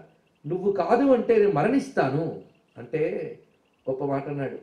దేవతలు కానీ సంకల్పించుకుంటే మనం ఎంత గొప్ప మాట అన్నాడు. మరణించాలన్నా బ్రతకాలన్నా మన చేతుల్లో ఉందా? మరణించాలంటే ఆ రికార్డ్ చేసుకోవాల్సిన వాడు యముడు, వాడు అక్కడే ఉన్నాడు చూసుకో. కనుక ఇవి కూడా మన చేతుల్లో లేవు సుమా. ఎంత గొప్పగా చెప్పాడు అంటే, వీడికి దేవతాతత్వం ఎంత తెలుసు, ఎంత నిలబడి ఉన్నది. ఒక పరీక్ష, వీళ్ళిద్దరికి దేవతలు పెట్టిన పరీక్ష తెలుసుకోవాలి. పరీక్షనే కాదు, దేవతలు ఇస్తున్న అనుగ్రహం కూడా. ఇది రహస్యం. మొత్తానికి ఒక్కసారి ఆలోచించిందట, నువ్వు నీ పని చక్కగా చేసావు, నీకేమీ నింద రాకుండా, దేవతల వల్ల బాధ రాకుండా, వాళ్ళ వల్ల శాపాలు రాకుండా, నాకు నేను అనుకున్నది నెరవేరేలా ఏం చేయాలో నాకు తెలుసు, తమరు ఇంకా చిత్తగించండి అందండి. ఇక్కడ మనం పరిశీలించవలసింది పురాణంలో స్త్రీల పాత్రలు. ఒక్కొక్కరు ఎంత స్టబర్న్గా ఉంటారు, ఎంత ధైర్యంగా ఉంటారు, ఎలా ఒక్కొక్కదాన్ని ఫేస్ చేస్తారు, ఇవన్నీ చూస్తే ఆశ్చర్యకరంగా ఉంటాయి.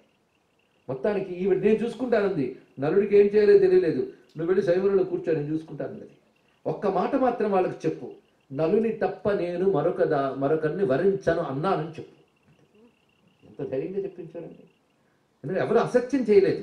అంతేగాని నువ్వు వెళ్ళిపో నేను చూస్తాను అక్కడ ఏదో చేస్తాను అనలేదు ఆవిడ. ఉన్నది స్పష్టంగా చెప్పింది. ఎందుకంటే వాళ్ళ దగ్గర సత్యం దాచలేరు, వాడు సర్వం తెలిసిన వాడు దేవతలు. అన్నీ తెలిసిన వాడి దగ్గర ఏం దాచుతామండి మనం. ఆయన తిన్నగా వెళ్ళాడు, దేవతలకి నమస్కారం చేయి. ఏమన్నది, మీకు తెలియందా స్వామి, ఆమె నన్ను తప్ప ఎవరిని వరించనంది, నేను మాత్రం ఉన్న విషయం చెప్పేస్తున్నాను మీకుంటే. ఓహో అదా, సరే కానీ అన్నట్ట. స్వయంవరం ఏర్పాటైంది. ఆ తల్లి మాల పట్టుకొస్తుంది, వరమాల. నలుడు కూర్చున్నాడు, నలుడు పక్కన బైఠాయించారు ఈ నలుగురు. అది ఎలాగంటే నలుడిలాగే ఉన్నట్టు అందరూ ఒకే రూపం వేసుకుని. చూద్దాం, నలుని తప్ప ఇతరుని వరించదన్నారు కదా. చూడండి ఈ కథ ఎవరికి చెప్తున్నారు, ఎవరు చెప్తున్నారు, ఒక్కసారి ఎంత ఔచిత్యం ఉందో భారతంలో అందరూ చూడండి. ఎవరు చెప్తున్నారు? బృహదర్శుడు. ఎవరికి చెప్తున్నాడు? ధర్మరాజు. ధర్మరాజు అంటే పాండవులు ఎంతమంది? 5. ఇక్కడ ఉన్నవాళ్ళు ఎంతమంది? అది రహస్యం. అన్ని చిన్న చిన్న సంకేతాలు. కనుక భారతానికి ఒక చిన్న రూపంలా ఉంటుంది కదంతా కూడా. అందుకే కొన్ని సంఘటనలు ఏదో మనతోనే జరిగాయని లేదు, ఇదివరకు ఇలాంటివన్నీ జరిగాయో అందుకే నువ్వే కాదురా మొదలు నీలాంటిదో కథ ఉందని చెప్పడు ఇక్కడ. ఇవన్నీ కొన్ని సంకేతాలు. నేను ఎక్కువ డీటెయిల్స్కి వెళ్తే రోజు చాలదు, అందుకే నేను చెప్పట్లేదు, సమయం సరిపోదు. సరే, మొత్తానికి అందరూ నలుగురుగానే కనబడుతున్నారు. ఈ తల్లికి ఇప్పుడు వచ్చింది చికాకు. నలునే వరిస్తాను అంది కదా. ఒకవేళ దేవతలు అడ్డుకుంటే దండం పెడతాను అనుకుంది. ఉన్నది మొత్తం అందరూ 5 నల్లు, పంచనలోపాఖ్యానం 5 నల్లులు. ఇప్పుడు పరిస్థితి ఏమిటి? అప్పుడు ఆవిడ చేసిన అద్భుతమైన శ్లోకాలు ఉంటాయని మూలంలో సంస్కృతంలో వ్యాసుడు అద్భుతంగా రచిస్తాడు. దానన్నింటిలో కొన్ని 6 శ్లోకాలు వస్తాయి. ప్రతి శ్లోకానికి చివర దేవాస్తం ప్రదిశంతు మే అని వస్తుంది. అంటే దేవతలు నలుని నాకు ఇత్తురుగాక, ఇది ప్రార్థన. ఎందుకంటే దేవతల్ని ప్రసన్నం చేసుకోవడానికి ఏం కష్టపడక్కర్లేదుటండి. వినయంగా శ్రద్ధగా ఒక్క నమస్కారం చేస్తే వాళ్ళు ప్రసన్నులైపోతారు. అది తెలుసుకోవాల్సింది. మనకు దమయంతి చెప్తున్న పాఠం. మాల పట్టుకుని మనస్సులో అనుకుంటుందట ఏమనంటే, హంస చెప్పిన దగ్గర నుంచి నేను మనసా వాచా కర్మణ త్రికరణ శుద్ధిగా నలుని వరించిన దాననైతే దేవతలు నన్ను నలుని ప్రత్యక్షము చేతురుగాక. అదో మొదటి ప్రమాణం. రెండో ప్రమాణం ఏంటి చెప్తాను చూడండి ఇక్కడ. రెండవది, నలుని తప్ప అన్యము వైపు నా మనస్సు వెళ్లకుండా ఉన్నట్లయితే దేవతలు నన్ను అనుగ్రహించురుగాక. ఎందుకంటే దేవతల నుంచి ఒకటి అడిగే ముందు మనం ఒకటి చూపించాలటండి. ఇది పెద్ద రహస్యం, గుర్తుపెట్టుకోండి. వాళ్ళ నుంచి ఒకటి అడిగేటప్పుడు ఇంకోటి చూపించాలట. మనం ఇస్తే కానీ పుచ్చుకున్న అర్హత మనకు లేదు. సృష్టి యొక్క నియమం, యూనివర్సల్ లా.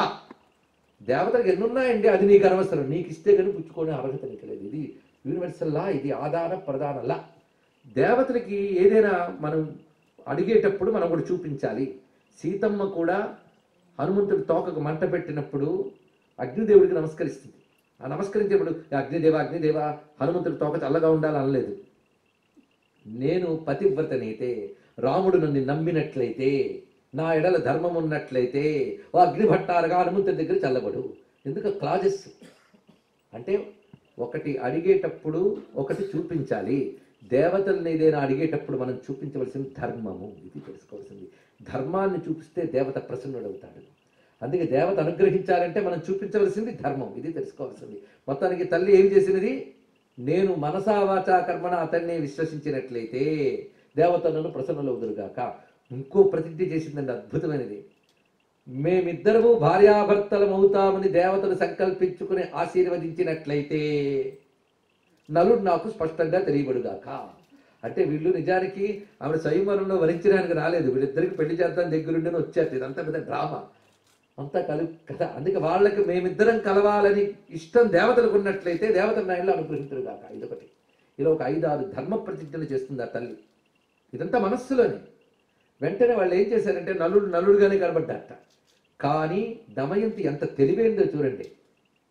అందులో పోల్చుకుంది దేవతలు ఎవరో నలుడు ఎవరో పోల్చుకునేటట్టు చేశారట దేవతలు. ఎలాగంటే దేవతల శరీరానికి చెమట ఉండదు. అస్వేదాహ స్తబ్ధలోచనాహ, కనురెప్పపాటు పడట్లేదుట. ఇక్కడ పక్కన ఉన్న నలుడికి వాతావరణానికి అనుగుణంగా కాస్త చెమట వస్తుంది, కనురెప్పలు పడుతున్నాయి. మిగిలిన నలుగురికి కనురెప్పలు పడట్లేదు. దానికి తోడు చెమట పట్టట్లేదు. ఇంకొకటి, వాళ్ళు వేసుకున్న మాలలు కానీ వస్త్రములు కానీ కించిత్ కూడా మాలిన్యం లేదు, వాడలేదుటండి. కొన్ని మాల ఎప్పుడో వేసుకున్నాం, కొంతసేపు వాడతాయి. నలుడికి కొంచెం వాడింది, వీళ్ళు వేసుకున్నవేం వాడలేదు. అది కూడా చూడండి. ఇంకొకటి ఏమిటంటే వాళ్ళ పాదములు నేలకు తాకట్లేదు, ఈయన పాదాలు నేలకు తాకుతుంది. అదే ఇక్కడ అంటే దేవతలకు ఉన్న లక్షణములు ఏమిటి ఇప్పుడు తెలుసుకున్నాం కదా. ఆ లక్షణాలు ఎప్పుడైతే దేవతల్లో మాత్రమే ఉంటాయని తల్లికి తెలుసు దమయంతికి. ఆ కారణం చేత ఈ నలుగురికి ఆ లక్షణాలు కనబడుతూ ఆ లక్షణాలు ఈయనలో లేవు. ఎప్పుడో వెంటనే నలుడిని పోల్చుకుని దేవతలకు నమస్కారం చేసి నలుని మెడలో వరమాల వేసింది ఆ తల్లి. అప్పుడు దేవతలు సంతోషించారు. రాజులందరూ జయ జయధ్వానములు పలికారు. వివాహం ఏర్పాటైంది. వివాహానికి నలుగురు ఉన్నారండి దేవతలు. దేవతలని మంత్రములతో పిలిచి పెళ్లి చేస్తారు తెలుసా. పెళ్ళంటే ఏమనుకున్నారు, దేవతలు గంధర్వులు ఎవరెవరైతే దాంపత్య ధర్మంలో ప్రేమని ఎస్టాబ్లిష్ చేస్తారో ఆ దేవతని పిలుస్తారు పెళ్లిళ్ళలో. చాలా మందికి తెలియదు మన పెళ్లిళ్ళు ఏం జరుగుతాయని. ప్రేమని పరస్పర అన్యోన్య భావాన్ని ఏర్పాటు చేసే దేవతలు కొందరు ఉన్నారు. వాళ్ళలో కాముడు, గంధర్వుడు, దిక్పాలకులు వీళ్ళందరూ అనుగ్రహిస్తే ఆ దాంపత్య ధర్మం బలపడుతుంది. అవి మంత్రాల్లో ఉంటాయి, మనకు తెలియదు అవి. ఒక ఆయన అన్నారు, అయితే మనకు తెలిసేటట్టు ట్రాన్స్లేట్ చేయొచ్చు కదండి. మంత్రాలు మనకు కాదు, దేవతలకి. అది మా గురువుగారి దగ్గర వెళ్ళి అడిగాడు, ఏమంటే రుద్రం అభిషేకం చేస్తాం కానీ మాకు అర్థం కావట్లేదండి. నీకు అర్థం కావాలి, శివుడికి అర్థమైతే చాలని చెప్పారు. మంత్రం అంటే దేవతను స్పందింపజేయునది, తెలుసుకోండి. దేవతని స్పందింపజేస్తుంది. మనం స్పందింపజేయాలంటే మన పేరు పెట్టి పిలవాలి, మనం తట్టాలి. దేవతని తట్టాలి అంటే ఏ అక్షరాలతో తడితే దేవతలు పిలుస్తారో ఋషులు పట్టుకున్నారు, అవి మంత్రములు. అందుకే మంత్రాన్ని ట్రాన్స్లేట్ చేస్తే పెళ్లి పెటాకులుతుంది, తెలుసుకోవాలి. మంత్రములు ఆ దేవత ఏ దేవతలైతే పెళ్లిలో దీవించడానికి వస్తారో ప్రధానంగా అందులో ప్రధాన నలుగురు అక్కడే ఉన్నారు చూడండి. ఇక్కడ ఆ నలుగురు అక్కడ దీవించారట. పెళ్ళైపోయింది, దీవిస్తున్నారు నలచక్రవర్తికి. అద్భుతమైన దీవెన, ఇది మనం తెలుసుకోవాల్సింది. ఇంద్రుడు ఏమని దీవించాడంటే, నీ రాజ్యంలో ఏ సంక్షోభము లేకుండా ధర్మబద్ధంగా చక్కగా నువ్వు క్షేమంగా రాజ్యపాలన చేస్తా, నీ రాజ్యంలో అందరూ బాగుంటారు. ఇది ఇంద్రుడు చేసిన దీవెన. రెండవది వరుణుడు, అగ్నిదేవుడు వీళ్ళిద్దరూ ఏమని దీవించారంటే, నీ రాజ్యంలో కావలసినంత వర్షము, కావలసినంత ఇంధన వనరులు ఉంటాయన్నట్ట. అగ్నిదేవుడు అంటే ఫ్యూయల్ అండి, దానికి అధిపతి ఆయన. ఈ రెండు ఉంటే ఇంకేం కావాలండి? ఈ రెండు ఉంటాయి. యమధర్మరాజు అద్భుతమైన వరమిస్తాడండి. ఇది చాలా గొప్ప విషయం. ఎలాంటి కష్టకాలంలోనూ నీ బుద్ధి ధర్మము తప్పకుండా ఉండేలా నేను దీవిస్తున్నాను అన్నమాట. ఒక రాజుకు కావలసినటువంటి 4 ఎంత గొప్పగా ఉన్నాయి. ఈ 4 ఇవ్వగలిగే దేవతలు వాళ్ళు. ఇవి ఆలోచిస్తూ ఉంటే కథని వినడం కాదు, ఆలోచిస్తే ఎన్ని అందాలు ఉన్నాయో చూడండి.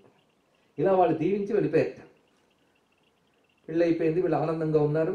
ఇంకా దేవతలు వెళుతూ ఉంటే త్రోవలో ఇద్దరు ఎదురయ్యట్టండి. పలకరించారు ఒకరినొకరు. ఎక్కడి నుంచి వస్తున్నారు, ఎక్కడికి వెళ్తున్నారు, ఇది ప్రశ్న.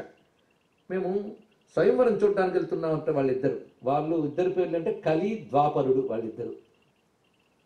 వాళ్ళు చెప్పారు పెళ్ళికి కలి, మేము స్వయంవరానికి వెళ్తున్నాం. ఇంకేం స్వయంవరం, స్వయంవరం అయిపోయింది, వివాహం జరిగిపోయింది అన్నట్ట. అంటే నీ కలి ద్వాపరుడికి ఇద్దరికి కూడా బాధ కలిగింది.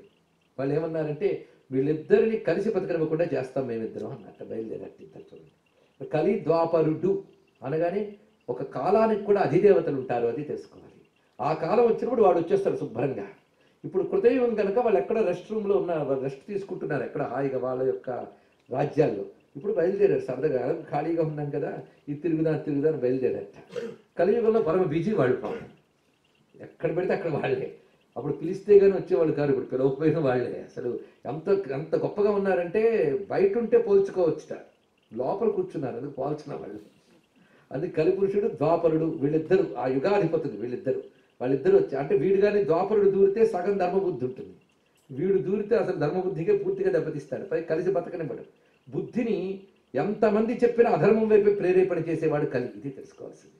అంటే కొందరిని చూస్తుండే ఎంత చెప్పినా వినట్లేదండి, అందుకే మేమే రాజీ పడ్డాం అంటే వాడి బుద్ధిలో అంత ఉన్నాడు వాడు కలి. ఇది తెలుసుకోవాలి. అందుకే శత్రువుని బయట ఉంటే పోల్చుకోవడం సులభం, కానీ బుద్ధిలో దూరితే మహా కష్టం అండి. వాడే బుద్ధిని డ్రైవ్ చేస్తే ఇంకా ప్రమాదం, అంతే కదా. అందుకు ఈ కథలో చూపిస్తున్న విషయం అది. వాళ్ళిద్దరు బయలుదేరట, మేము ఎలాగో అలాగ వెళ్ళి వీళ్ళని విడదీస్తాం. కలి అంటే అదే లక్షణం. వాళ్ళు నవ్వుకున్నారు, దేవతలు వెళ్ళిపోయారు. వీళ్ళిద్దరూ బయలుదేరారు. ఆ మొత్తం ఆ నలుడు చుట్టూ తిరుగుతున్నట్టు, ఎక్కడైనా అవకాశం దొరుకుతుందా నలుడులో దూరుదామా అని. దీని రంధ్రాన్వేషణ అంటే ఇదేంటి, అవకాశం కోసం చూడడం. కానీ ఎక్కడ అవకాశం దొరకలేదు వెళ్ళడానికి. ఎందుకంటే నలుడి యొక్క సచ్చరిత్ర, నిత్యానుష్ఠానం, ఆ సదాచారం ఇవన్నీ పాటిస్తున్నాడు నలుడు. సదాచారం ఉండడం వల్ల, అనుష్ఠాన బలం ఉండడం వల్ల కలి ప్రవేశించలేదు. చూడండి, ఎక్కడైనా తప్పుతాడేమో అని చూసేట. మామూలుగా అయితే కలి పట్టించుకోడు, వీళ్ళు పాటిస్తూనే ఉంటారు. ఎక్కడో చిన్న పొరపాటు వచ్చినా ఆయన పట్టించుకోలేదు కనుక పర్వాలేదు. మన ఇంట్లో ఒకప్పుడు తలుపులు వేయడం మర్చిపోతాం, దొంగ ఉంటేనే ప్రమాదం. వాడు కానీ దగ్గర లేకపోతే తలుపులు తీసుకున్నా ఏం పర్వాలేదు. దొంగ దగ్గర తిరుగుతుంటే కిటికీ తెరుచున దొరుకుతాడు. అది ఇక్కడ వాడు వెతుకుతూ ఉన్నాడు. ఇప్పుడు కలిపురుషుడు ఒక్క చోట దొరికిపోయాడు నలచక్రవర్తి. అది కొంతకాలం తర్వాత, వెంటనే కాదు. ఎందుకంటే సత్సంతానం కలిగేది వారిద్దరికి. ఇంద్రసేనుడు ఇంద్రసేన అని కొడుకు కూతురు కలిగేట. చక్కగా రాజ్యపాలన బహుకాలం జరిగింది, వెంటనే జరగలేదు ఇన్సిడెంట్. అంటే అన్ని దశాబ్దాలు ఆ కలిపురుషుడు చూస్తున్నాడు అవకాశం కోసం, ఈయన ఇవ్వలేదు. పాపం నలుడు ఎంత ధర్మబద్ధంగా ఉన్నాడు దీన్ని బట్టి ఆలోచించవచ్చు. సరిగ్గా ఒక్కసారి పొరపాటు చేసేటండి. ఇప్పుడు ఇది వింటే చాలా ఏమిటి ఇంత సిల్లీగా ఉంది అనిపిస్తుంది మనకు. ఇప్పుడు అలా అనిపిస్తుంది కానీ అంత అలవాటైపోయి అనాచారానికి, దురాచారానికి. అందుకు అక్కడ మూలంలో చూస్తున్నాడు. కృత్వా ముత్రముపస్పృశ్య సంధ్యామన్వాస్తనైషధ అకృత్వా పాదజో శౌచం తత్రైణం కలిరావిశత్. ఇది అక్కడ మూలంలో ఉన్న శ్లోకం. ఒకరోజు ఆయన మూత్ర విసర్జన చేసిన తర్వాత కాళ్ళు కడుక్కోవడం మర్చిపోయి అలాగే సంధ్యావందనం చేసేట. ఇప్పుడు అసలు కాళ్ళు కడుక్కోవడం అనే కాన్సెప్ట్ కూడా మనకు తెలియదు, ఎంత బాధాకరమో. అలాంటివి చేస్తే అనాచార దురాచారం ఉంటేనే కలిపురుషుడు ప్రవేశిస్తాడు. మనం అనుకుంటున్న అభివృద్ధి అంటే డబ్బు ఉంటే చాలా అభివృద్ధి అని. కనుక ఆ డబ్బున్న దేశాలు ఏం చెప్తే అదే నీతి, అదే ధర్మం, అదే శాస్త్రం అనుకుంటున్నాం. అవునా లేదా? అజ్ఞానావస్థ. జీవితం అంటే ధనం మాత్రమే కదా, దాని మించి చాలా ఉన్నాయి. నువ్వు ఎక్కడ అనాచారం ఉంటుందో, ఎక్కడ దురాచారం ఉంటుందో అక్కడ కలి ప్రవేశిస్తాడు. ఇందులో సందేహం లేదు. అందుకే మరి పెద్దవాళ్ళు చాలా జాగ్రత్త పడ్డారు. ఇప్పుడు 2 మాటలు చెప్తే చాలా అనిపిస్తుంది, కానీ భారతంలో ఒక్క మాట ఉందండి. ధర్మరాజు భీష్ముడు మాట అడుగుతాడు, స్వామి 100 ఏళ్ళు మనిషి జీవిస్తాడని వేదం చెప్తుంది, శతం జీవ అని. జీవేమ శరదశతం నందామ శరదశతం. కానీ కలి ప్రవేశించినప్పుడు 100 ఏళ్ళు ఆవిడ జీవించట్లేదు. ఎందువల్ల? ఒకవేళ ఈడ్చుకుంటూ శరీరాన్ని తీసుకెళ్ళినా రోగాలతోనే నడుపుకుంటున్నాం. కానీ ఎక్కువ కాలం బ్రతకడం అంటే లాంగివిటీ మాత్రమే కాదు, ప్రతి అవయవం బాగా పనిచేయాలి. అది పశ్చేమ శరదశతం, మోదామ శరదశతం, శృణవామ శరదశతం. ఎంత గొప్పగా చెప్పాడు చూడండి. మరి కలిలో అలా ఎందుకు జరగట్లేదు అంటే ఆచారం తగ్గితే ఆయుష్ తగ్గుతుందని చెప్పాడు. ఇది గొప్ప రహస్యం. దీని మీద వినే ఓపిక మీకు, చెప్పే తీరిక నాకు ఉంటే ఆచార కాండ గురించి భారతం చాలా గొప్ప విషయాలు చెప్తాం. ఒక ఆచారాలన్నీ ఒక దగ్గర తెచ్చిపెట్టి వైద్యశాస్త్రం, సరి అయిన వైద్యశాస్త్రం, నిన్న మొన్న కన్ను విప్పుకున్న ఆంగ్ల వైద్యశాస్త్రం గురించి చెప్పట్లేదు. యుగాల క్రితం ఆవిష్కరించిన ఆయుర్వేదాది వైద్యశాస్త్రాలు తెచ్చుకుంటే ఇటు ఆచారాన్ని వైద్యశాస్త్రాన్ని కలిపి చూస్తే రెండు సరిగ్గా సరిపోతాయి. అప్పుడు తెలుస్తుంది తక్కువ వయసులోనే ఇన్ని జబ్బులు ఎందుకు వస్తున్నాయి, అంతుపట్టని రోగాలు ఎందుకు వస్తున్నాయి. మొత్తానికి ఆయుక్షీణం ఏర్పడుతుంది ఆచారం దెబ్బతింటే. కలి ప్రవేశిస్తాడు, అక్కడి నుంచి దుర్బుద్ధులు పుడతాయి, ఒకరికొకరు పడకపోవడం పుడుతుంది, ఎక్కడలేనివి వస్తూ ఉంటాయట. అందుకే పురాణాల్లో కథ చెప్తారు, కలిపురుషుడు ఎక్కడికైనా వెళ్ళి దాడి చేయాలి అంటే ముందు పైలట్ విజిట్ ఉంటుందిట. వాళ్ళు ముందు వస్తారు, ఆయన తగ్గట్టు ఉందా లేదా అని. వాళ్ళు ఇళ్లలోకి ప్రవేశించి చూస్తారట. ఏమిటంటే ఇళ్లలో బూజులు కానీ పట్టి ఉన్నా, బట్టలు ఉతకకుండా బట్టలు కుప్పలు కుప్పలు పెట్టి ఉన్నా, చక్కగా శుభ్రంగా సర్దకపోయి ఉన్నా, ఏ ఇంట్లో అయితే అంటూ ముట్టు మైలా పాటించకుండా ఉంటారో, ఏ ఇంట్లో ఉభయ సంధ్యల్లో దీపం వెలగదో ఆ ఇల్లు చూసుకుని ఇంకా మనం రావచ్చని చెప్తారండి. అప్పుడు కలిపురుషుడు with all forces he will enter, సర్వశక్తులతో వస్తాట. వాడు దూరేడా అప్పుడు అనిపిస్తుంది ఈ ఆచారాలని పనికిమాలని వండి ఎవడు పాటిస్తాడు అని. అప్పుడు దూరిపోయాడు అంతట. వాడు ఒక్కడే వితండవాదాలు చేస్తాడు, అన్నీ చేస్తాడు. ఇంకా చెడిపోవడానికి ఏవేవి కావాలి అన్నీ మన చేత ఆర్గ్యుమెంట్లు చేస్తాడు. మనం మేధావులు అనుకుని ప్రతివాడు ప్రశ్నిస్తాడు. పై వా అని ప్రశ్నలు ఎందుకు వస్తున్నాడు వీడి వల్ల? ఏం జ్ఞాన, వీడు పెద్ద ఎన్ని శాస్త్రాలు పరిశోధించాడు, ఎంత రీసెర్చ్ చేశాడని వయ్యి వాటి చెప్పడానికి. ఆ వయ్యి వాటిని ప్రశ్నించడం తేలికే, అర్థం తెలుసుకోవడం పరిశోధించారు చాలా. మన బతుకు మనం చదివిన చదువు పరిశోధనకే జీవితంలో 30% భాగం అయిపోతుంది. శాస్త్రంలో చెప్పినవన్నీ మనం పరిశోధించే శక్తి ఎక్కడుంది? శాస్త్రం చెప్పిందని పాటించితే ఎప్పటికైనా బాగుపడతాం అంతే. శాస్త్రం చెప్పింది నమ్మితే దానికి శ్రద్ధ అని పేరు. శ్రద్ధ అంటే శాస్త్రం చెప్పింది నమ్మడం, విశ్వాసం అంటే మనకు తోచింది నమ్మడం. అది తెలుసుకోవాల్సింది. రెండింటికి అది తేడా. శాస్త్రం చెప్పింది నమ్మితే బాగుపడతాం, ఎందుకంటే శాస్త్రము ఋషులకి అనుభవము, మనకది శాస్త్రం. అర్థమైంది కదా? అందుకు ఋషులు అనుభవం శాస్త్రంగా ఇస్తారు. నువ్వు అది అనుభవంలోకి చేయాలంటే నువ్వు శ్రద్ధతో వెళ్ళాలి ఇక్కడ. కానీ ఋషుల అనుభవం శాస్త్రంగా దొరుకుతుంది, దాన్ని నమ్మి మనం సాధన చేసి పొందాలి. ఋషుల అనుభవాన్ని అప్పుడు పొందగలవు. అందుకే శ్రద్ధ, శ్రద్ధావాల్లభతే జ్ఞానం తత్పర సంయతేంద్రియ, కృష్ణ పరమాత్మ గీతలో చెప్పినటువంటి వాక్యం. మొత్తానికి ఒక్క పొరపాటు చేసేటండి ఒక్కసారి. ఎవరు? నలుడు. అసలు కాళ్ళు కొడుకు కూడా సంధ్యావందనం చేశాడు. అసలు సంధ్యావందనాలే చేయని వాళ్ళకి ఇంకేం చెప్పేది ఇక్కడ? అందుకనే సంధ్యావందనం చేయలేదండి అన్నాడు ఒక ఆయన. సరే, మొత్తానికి ఆ సమయంలో దూరెట్టండి లోపలికి. కలిగి ఇంకా దూరడం ఆలస్యం. ద్వాపరుడికి ఒక అపాయింట్మెంట్ ఇచ్చట. ఏమిటంటే, నీకో పని చెప్తున్నాను, ఇక్కడ వీడికి జ్ఞాతి ఒకడున్నాడు.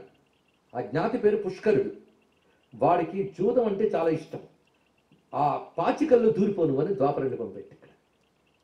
అతను వెళ్ళి పాచికల్లో ఆవహించాడు. ఈయన వీళ్ళు ఆవహించాడు. ఆ పుష్కరునికి ప్రేరేపణ కలిగిందిట. నలుడు చాలా గొప్ప చక్రవర్తి, బలంతో అతన్ని ఎదుర్కొలను, అక్షక్రీడికి పిలుస్తాను అని పిలిచాట. అంటే పాచికలతో ఆడుకోవడానికి పిలుస్తాను, జూదానికి పిలుస్తాను పిలిచాడు. ఇప్పుడు రాజైన వాడు అక్షక్రీడి తెలిస్తే మరో రాజు పిలిచినప్పుడు వెళ్ళడం ధర్మం అండి. ఆయన పిలిచాడు కదా, నీ వెళ్ళాడు. పైగా బంధువు. అక్షక్రీడ అక్షక్రీడ ఆడుతూ ఉంటే పణాలు పెడుతున్నారు. ఈ జూదం ఒకసారి దిగాలే కానీ అదొక పెద్ద వ్యసనం, భయంకరం. అయితే ఇది ఒక్కడు చూసి నలుడు కూడా జూదం ఆడేడు అనమాట అని సరదా పడ్డానికి కాదు. ఇక్కడ వాళ్ళకున్న అనేక మహాగుణాలు వదిలేస్తాం, ఒక్క దుగ్గుడం పట్టుకుంటాం. ఒక్క దుగ్గుణం చేత అంత మహాత్ములు దెబ్బతిన్నారే, నేను ఇంకెంత జాగ్రత్తగా ఉండాలని ఆలోచించాలి. ఇది తెలుసుకోవాలి. దుగ్గుణం అనడానికి లేదు. ఆ సమయంలో వాడు దూరాడు కనుక బుద్ధి పుట్టిస్తాడు. ఇది తెలుసుకోవచ్చు. వాడు బుద్ధిని సరిగ్గా ఆలోచించినప్పుడు ఒక్కొక్కటి ఓడిపోతున్నట్టండి. సమస్తం ఒకటి ఒకటి ఒకటి ఒకటి. ఆఖరికి మంత్రులు చెప్తున్నారు ఇంకా చాలు చాలని. పరిశీలిస్తోందిటండి భార్య. దమయంతి క్యారెక్టర్ని అబ్జర్వ్ చేయాలి మనం. ఆవిడ పరిశీలిస్తూ ముందు కౌరు పెట్టిందిట, ఇంకా చాలా ఆపమనుకోండి. ఆయన ఈ ఒక్క పందెం గెలవనా, అలా అలా అన్నీ ఒడ్డుతున్నాడు, అయిపోతుంది.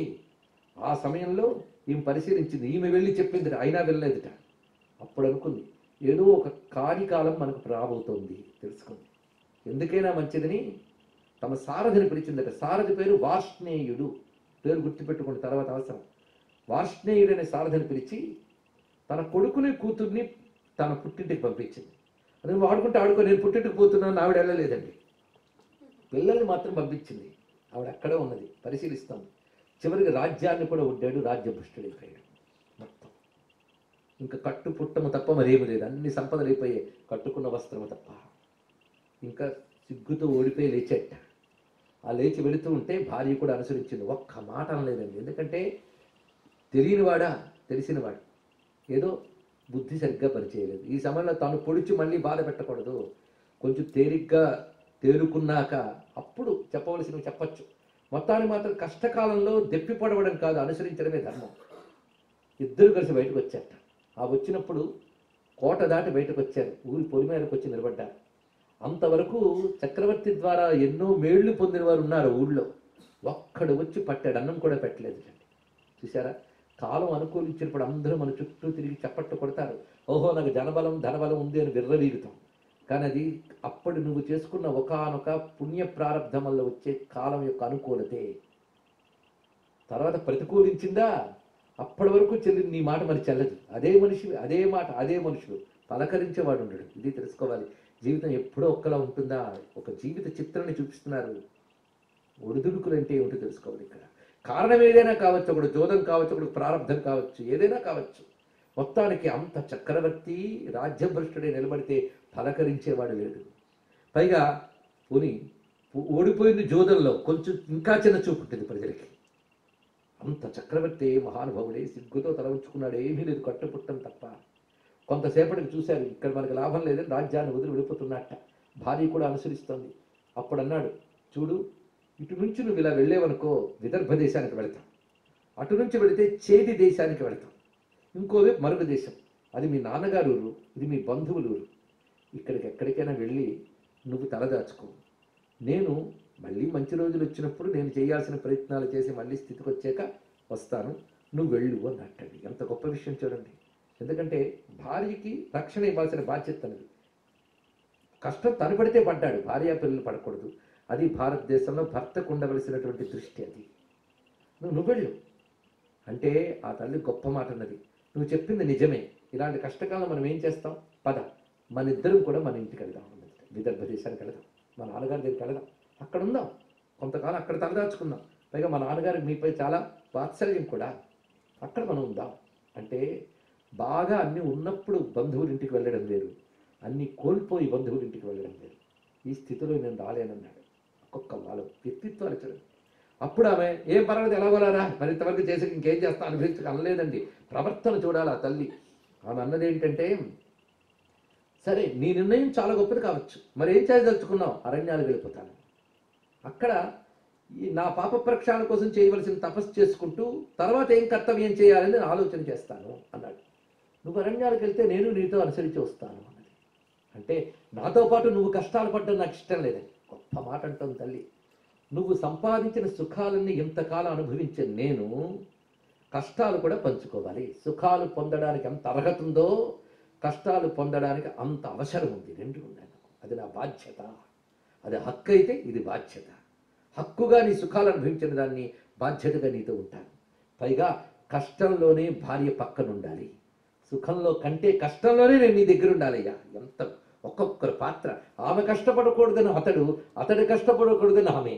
అంతేగాని నీ వల్ల నాకేమిటి అని అడిగే రోజుల్లో నా వల్ల నీకేమిటని ఆలోచించేటువంటి దాంపత్యం గురించి మనం మాట్లాడుతున్నాం. ఆలోచించేది ఇక్కడ నా సంపాదన నాకు, నా బతుకు నేను బతుకుదు, మధ్యలో వాడేవాడు అనే రోజుల్లో మనం ఉన్నాం. అలాంటి వాళ్ళకి వింటూ కొంచెం ఆశ్చర్యంగా పైత్యంగా కూడా అనిపిస్తాయి. ఇంకా ఇప్పుడు కొద్దిగా ఆ తరపు వాసనలు ఉన్న వాళ్ళు ఉన్నాం కనుక కొంచెం కూర్చున్నాం, తర్వాత కూర్చోడానికి కూడా మిగలరు, బాధలేదు. What is this nonsense అని ఆ సంస్కారం ఇచ్చాం పిల్లలకు. మనం ఏం చేస్తాం అసలు? ఇలా ఆలోచిస్తారా భార్యాభర్తలు? మనకు చూడండి ఇక్కడ కాని కాలంలో ఆ భార్య ఎలా చెప్తుందో. పైగా ఏ కాలం ఎప్పుడు ఒక్కలా ఉండదు. ఇవాళ కాని కాలం వచ్చింది విడిచిపెట్టి మళ్ళీ మంచి కాలం వచ్చా అని వస్తే అది అదే దాంపత్యం, అది ధర్మమా? అంత గొప్ప విషయం ఇది. నేను నీతోనే ఉంటాను, కష్టమో నష్టమో నేను పడతాను, అంతే కదా. నచ భార్య సమం విద్యాత్ ఔషధం పురుషస్య చ. గొప్ప మాట చెప్పింది. కష్టకాలంలో పురుషుడికి భార్యయే ఔషధము. నేను కనిపెట్టుకుంటాను, నేను చూసుకుంటాను. ఎంత ధైర్యం అండి. మోరల్ సపోర్ట్ అంటారే, నైతికమైనటువంటి ధైర్యం ఇస్తుంది భార్య. అది అప్పుడు సరే అని బయటపడ్డారు. ఆకలిస్తుంది బాగా, ఏం చేయాలో తెలియలేదు. ఒక చిత్రమైన పెట్టెలు గుంపులుగా వచ్చి వాళ్ళేట ఎదురుగా. కనీసం పెట్టెలు తినేనా బతుకుదాం అనుకున్నారు. దానికి తాను కట్టుకున్న వస్త్రాన్ని వాటి మీద వేసి లాగుదామని వస్త్రం వేసేట, తాను కట్టుకున్న వస్త్రాన్ని. వేసి తీసుకుందాం. అది వేసాడో లేదో పిట్టల వస్త్రం పట్టుకుని ఎగిరిపోయాడు పైకి. అంటే ఒంటి మీద కట్టుబట్టలతో బయలుదేరంటారు, కట్టుబట్ట కూడా లేగట్టే చేసింది. చూడండి అక్కడ ఎంత అవమానం. ఆ పట్టుకుపోయి వస్త్రాన్ని పట్టుకుపోతున్నాయట. ఏమిటా ఆశ్చర్యం, పిట్టలు వస్త్రాన్ని పట్టుకోవడం ఏంటి? ఆ పిట్టల్లోంచి కొందరు దేవతలు బయటకు వచ్చారట. మేము ఎవరు అనుకున్నాము, నేను పుష్కరుడు కలి ఇద్దరు కలిసి దెబ్బతీశారు. ఆ పాచికలని అధిష్ఠించిన దేవతలం మేము, అందుకు నీ సర్వస్వం ఓడబెరికేయాలి, ఉన్నది కూడా లాగేసాం పో అని అన్నట్ట. ఎంత సిగ్గరితనం వచ్చిందో. అప్పుడు భార్య తన వస్త్రాన్ని ఇచ్చిందంటే కప్పుకోని. ఇద్దరు ఏకవస్త్రులు, అంటే అప్పటి స్త్రీలు కట్టే చీరలు వేరు. అందుకే ఆ ఏకవస్త్రులే ఇద్దరు అరణ్యాల్లోకి వెళ్ళారు. మనసులో ఎంత బాధ. ఒక చోట నిద్రపోతున్నారు.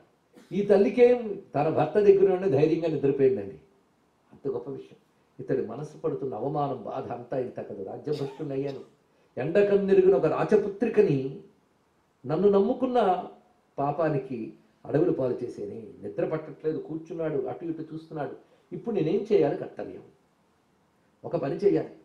నేను కనబడకుండా వెళ్ళిపోతాను ఇక్కడి నుంచి.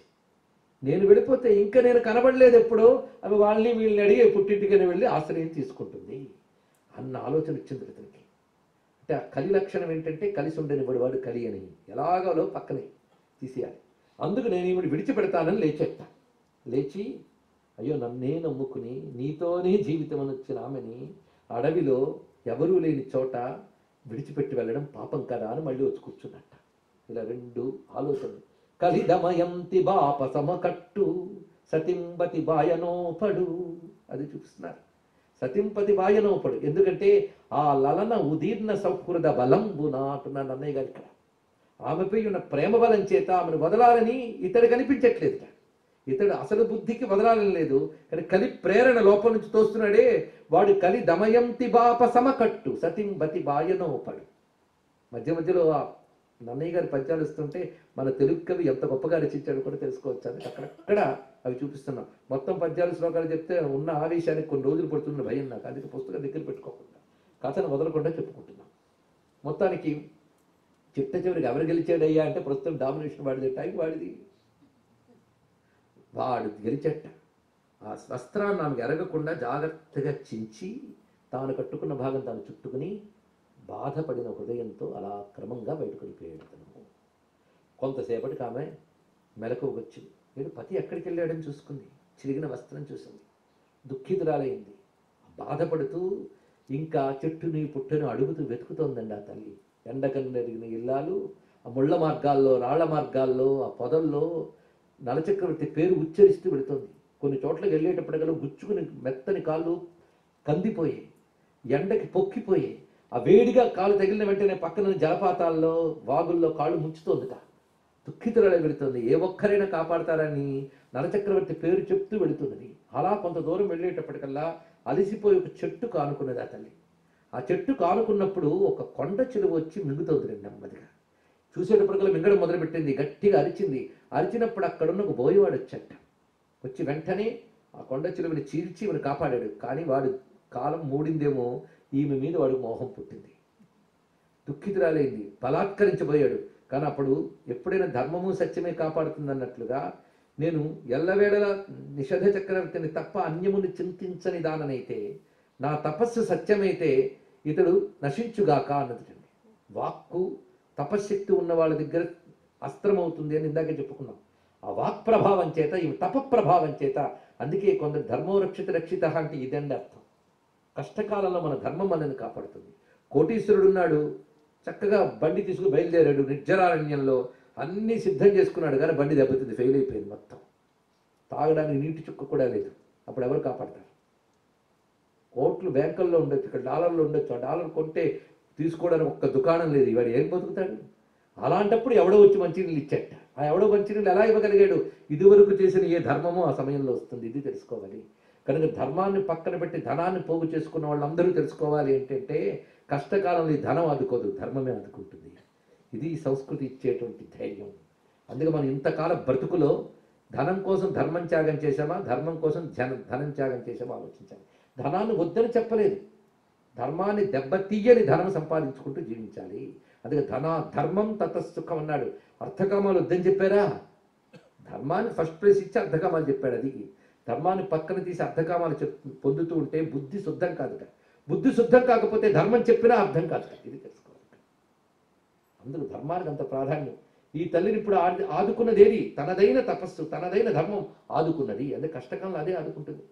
ఎంత బాధ! ఒక స్త్రీని, ఒక రాజపుత్రిని ఆ స్థితిలో ఊహించాలి.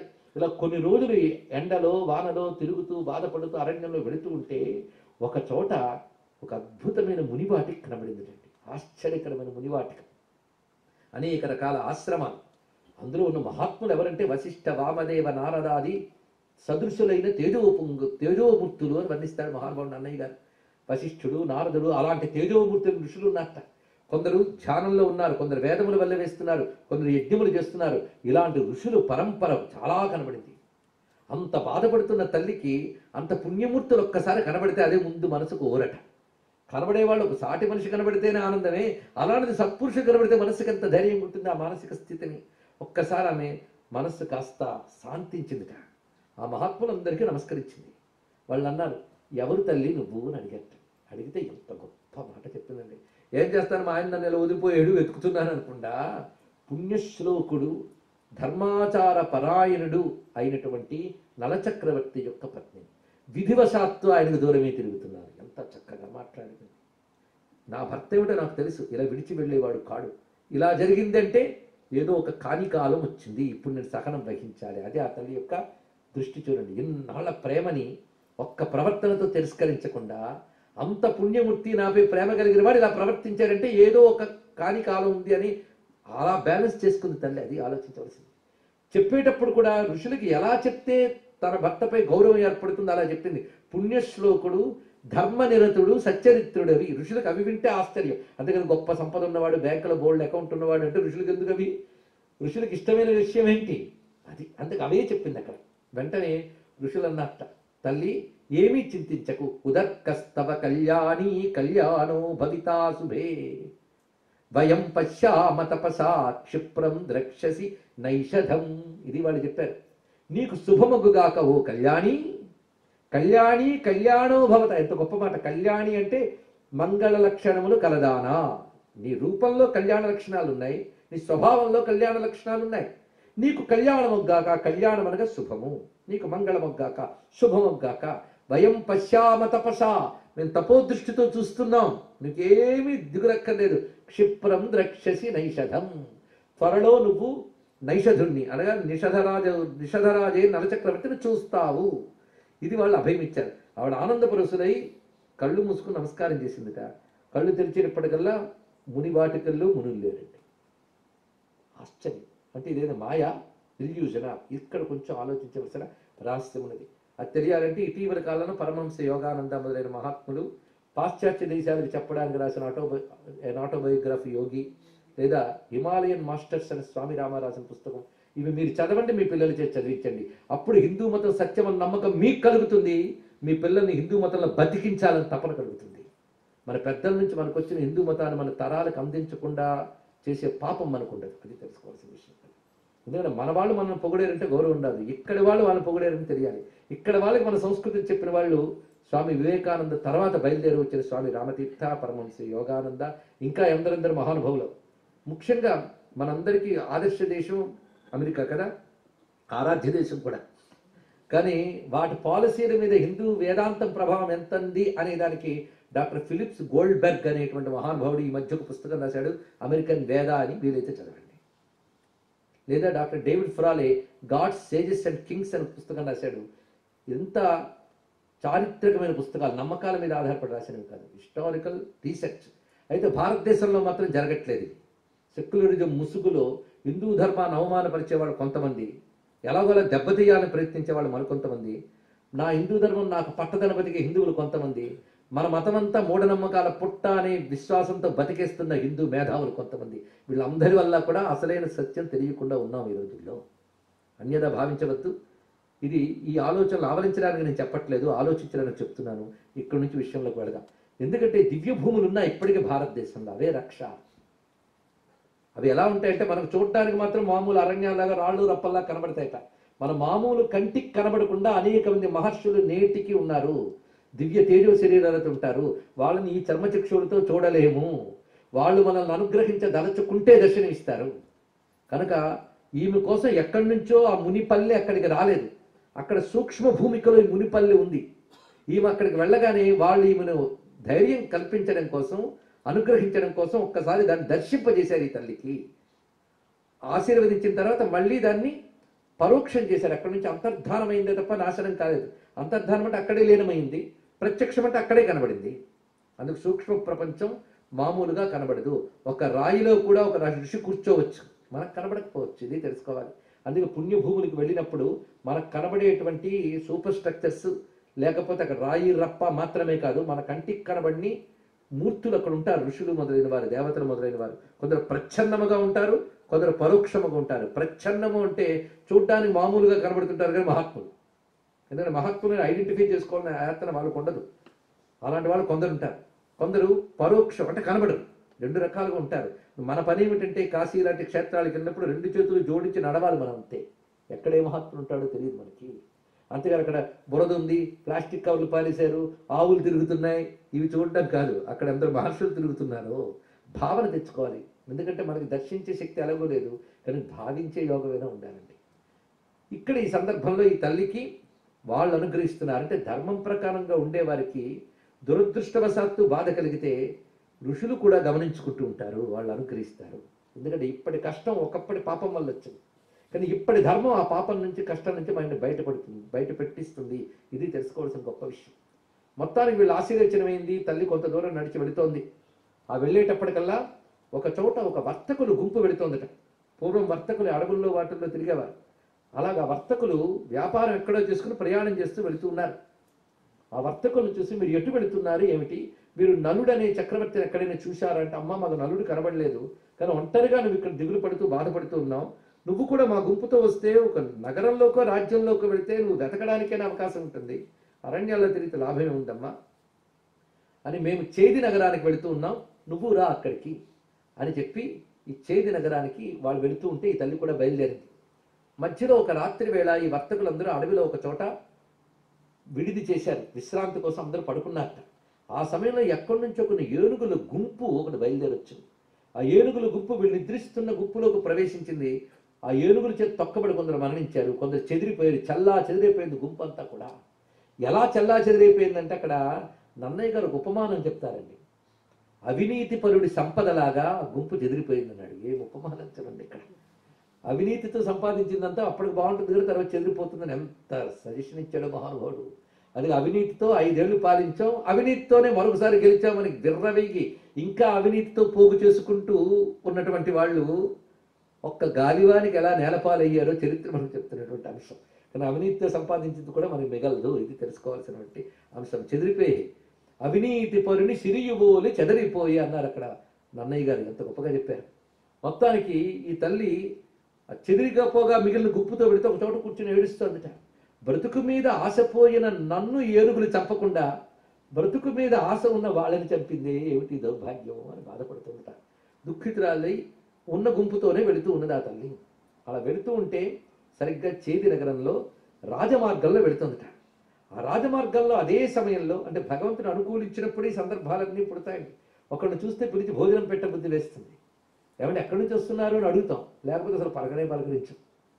ఈ విధంగా అదృష్టాలు ఇవన్నీ కూడా. అక్కడున్న రాజభవనంలో ఆ రాజమాత సౌధంలో పైన అంతఃపుర సౌధంలోంచి వస్తున్న ఆవిడ చూసిందిట. ఆవిడ ఎలా ఉన్నదంటే ఉన్మత్త వేష కళ్యాణి శ్రీర్వా పద్మాయితలోచన అన్నాడు. ఇక్కడ పిచ్చి పట్టి లక్ష్మీదేవిలా ఉందిటండి. ఇవిడు ఏం ఉపమానం చూడండి. పిచ్చివాళ్ళు ఎలా ఉంటారు, లక్ష్మీదేవికి పిచ్చి పడితే ఎలా ఉంటుంది, ఎంత పిచ్చి పట్టినా లక్ష్మీ కళ ఉంటుంది, అది చెప్పండి ఇక్కడ. అందుకు ఉన్మత్త వేష కళ్యాణి, పిచ్చి పట్టిన లక్ష్మీదేవిలా కనిపించింది అన్నారు ఇక్కడ. అప్పుడు వెంటనే భటుల్ని పంపించి ఆ స్త్రీమూర్తిని అంతఃపురాన్ని పిలువండి పిలిపించింది. పిలిపించి, అమ్మ నేను చూస్తూ ఉంటే నీ ముఖంలో ఆ దివ్య లక్షణం ఒకటి కనబడుతుంది. ఎందుకంటే ఉత్తమం క్షత్రియ వంశానికి సంబంధించి తపశ్శక్తితో ఉన్న మహాత్ముని యొక్క తపోబలంతో కూడిన ఆశీర్వచనం వల్ల పుట్టిన తల్లి ఈవిడ. అందుకే వీళ్ళ దైవత్వం కనబడుతుంది. అందుకు ఆవిడని కూర్చోబెట్టి చూడడానికి మాసిక పట్టినటువంటి శరీరము, మలిన వస్త్రం ధరించి ఉన్నావు, కానీ ఏదో దుఃఖంలో ఉన్నట్టున్నావు, నువ్వెవరు ఏమిటి అని అడిగితే ఆమె, నేనేమిటో ఎవరో వివరణ ఇవ్వను, కానీ దురదృష్టవశాత్తు దైవ సమాన పరాక్రమం కలిగిన పతికి దూరంగా ఉంటున్నాను, ఇలా తిరుగుతూ ఉన్నాను అంటే ఇది ఒక పని చేయి. నువ్వు ఇక్కడే ఉంటే మనం ఏదైనా ప్రయత్నం చేసి నీ పతి యొక్క జాడ తెలుసుకునేటువంటి ప్రయత్నాలు ఎవరైనా చేద్దాం, నువ్వు ఇక్కడ ఉండు అన్నది. అయితే ఉంటే కొన్ని నియమాలు, నా గురించి నా వారి గురించి వివరాలు మీరు ఎవరు అడగద్దు, మొదట ఇది. రెండవది, నేను సైరంధ్రి వ్రతాన్ని స్వీకరిస్తూ ఉంటాను. సైరంధ్రి అంటే బాగా బతికిన వాళ్ళు తప్పనిసరి పరిస్థితుల్లో ఒకరి దగ్గర దాస్యం చేస్తే దాన్ని సైరంధ్రి వ్రతం అంటారు. అయితే ఈ సైరంధ్రి వ్రతంలో ఇతర దాసీ జనము చేసినట్లుగా ఉచ్చిష్టంబు ముట్టను, ఎంగిలి ముట్టను, పదధావనంబు చేయను, పాదములొత్తను, అలాగే పరపురుషులకి వెళ్ళి ఇవి ఇవ్వు అది ఇవ్వు అని చెప్పే పని చెయ్యను, ఇతర పురుషులకు కనబడను. ఈ నియమాలతో నేను మీకు కావలసిన పరిచర్యలు చేస్తాను, ఇలా సైరంధ్రిగా ఉంటాను అంటే నీ ఇష్టం వచ్చినట్టు నువ్వు ఉండు తల్లి. నువ్వు సైరంధ్రి వ్రతం నువ్వు అంటున్నావు కానీ నాకు మాత్రం నా మరో కూతురు అనుకుంటా. ఇదిగో నీకంటే చిన్న వయసులో ఉన్న కూతురు నాకుంది, ఇక నుంచి నా కూతురు నీకు దాసిగా నీ పక్కన ఉంటుంది అన్నది. ఆ కూతురి పేరు సునంద, ఈమె నీ దగ్గర ఉంటుంది అని చెప్తే సరేనని ఆమె సైరంధ్రి వ్రతంలో ఉంటూ, ఎందుకంటే భర్తకు దూరంగా ఉన్నప్పుడు తాను వ్రతాచరణలో ఉంటుంది ఉత్తమమైన స్త్రీ. ఎందుకంటే రాముడు వనవాసానికి వెళ్ళినప్పుడు సీతమ్మ ఆయనతో పాటు వెళ్ళింది. లక్ష్మణుడి భార్య అయిన సుమిత్రే, మన లక్ష్మణుడి భార్య అయినటువంటి ఆ తల్లి ఊర్మిళ ఏం చేసింది? నిద్రపోలేదండి, వ్రతాచరణలో ఉంది. అది తెలుసుకోవాలి, రామాయణం ఇచ్చింది అక్కడ. అందుకు పతిని అనుగమించడం ఒక వ్రతం అయితే, పతి లేని సమయంలో తాను వ్రతనిష్ఠ అయి ఉండడం మరొక వ్రతం. అందుకే నేను వ్రతనిష్టలో ఉంటాను, నా పతి తిరిగి లభించే వరకు నేను వ్రతం చేస్తూ అమ్మవారిని ఉపాసన చేసుకుంటాను. ఇక్కడ దేవి భాగవతంలో దమయంతి అమ్మవారు ఉపాసన చేసినట్లుగానే వర్ణించబడింది. ఆ తల్లి అనుగ్రహం ఉండాలి దేనికైనా, అందుకే ఆ తల్లిని ఉపాసన చేస్తూ ఉన్నది ఆవిడ. ఆ సమయంలో క్రమంగా కొంతకాలానికి ఇంత ఆవిడ కథ, మరి ఆయన కథ ఆయనేమయ్యాడు? ఆ బోడి కథను వెళ్ళిపోలేదు అక్కడ. ఆవిడ అక్కడ ఎలాగో క్షేమంగా ఉంది కదా, ఆవిడ అక్కడ అలా ఉంచి కాసేపు ఈయన దగ్గరికి వద్దాం. ఈయన ఏం చేశాడు?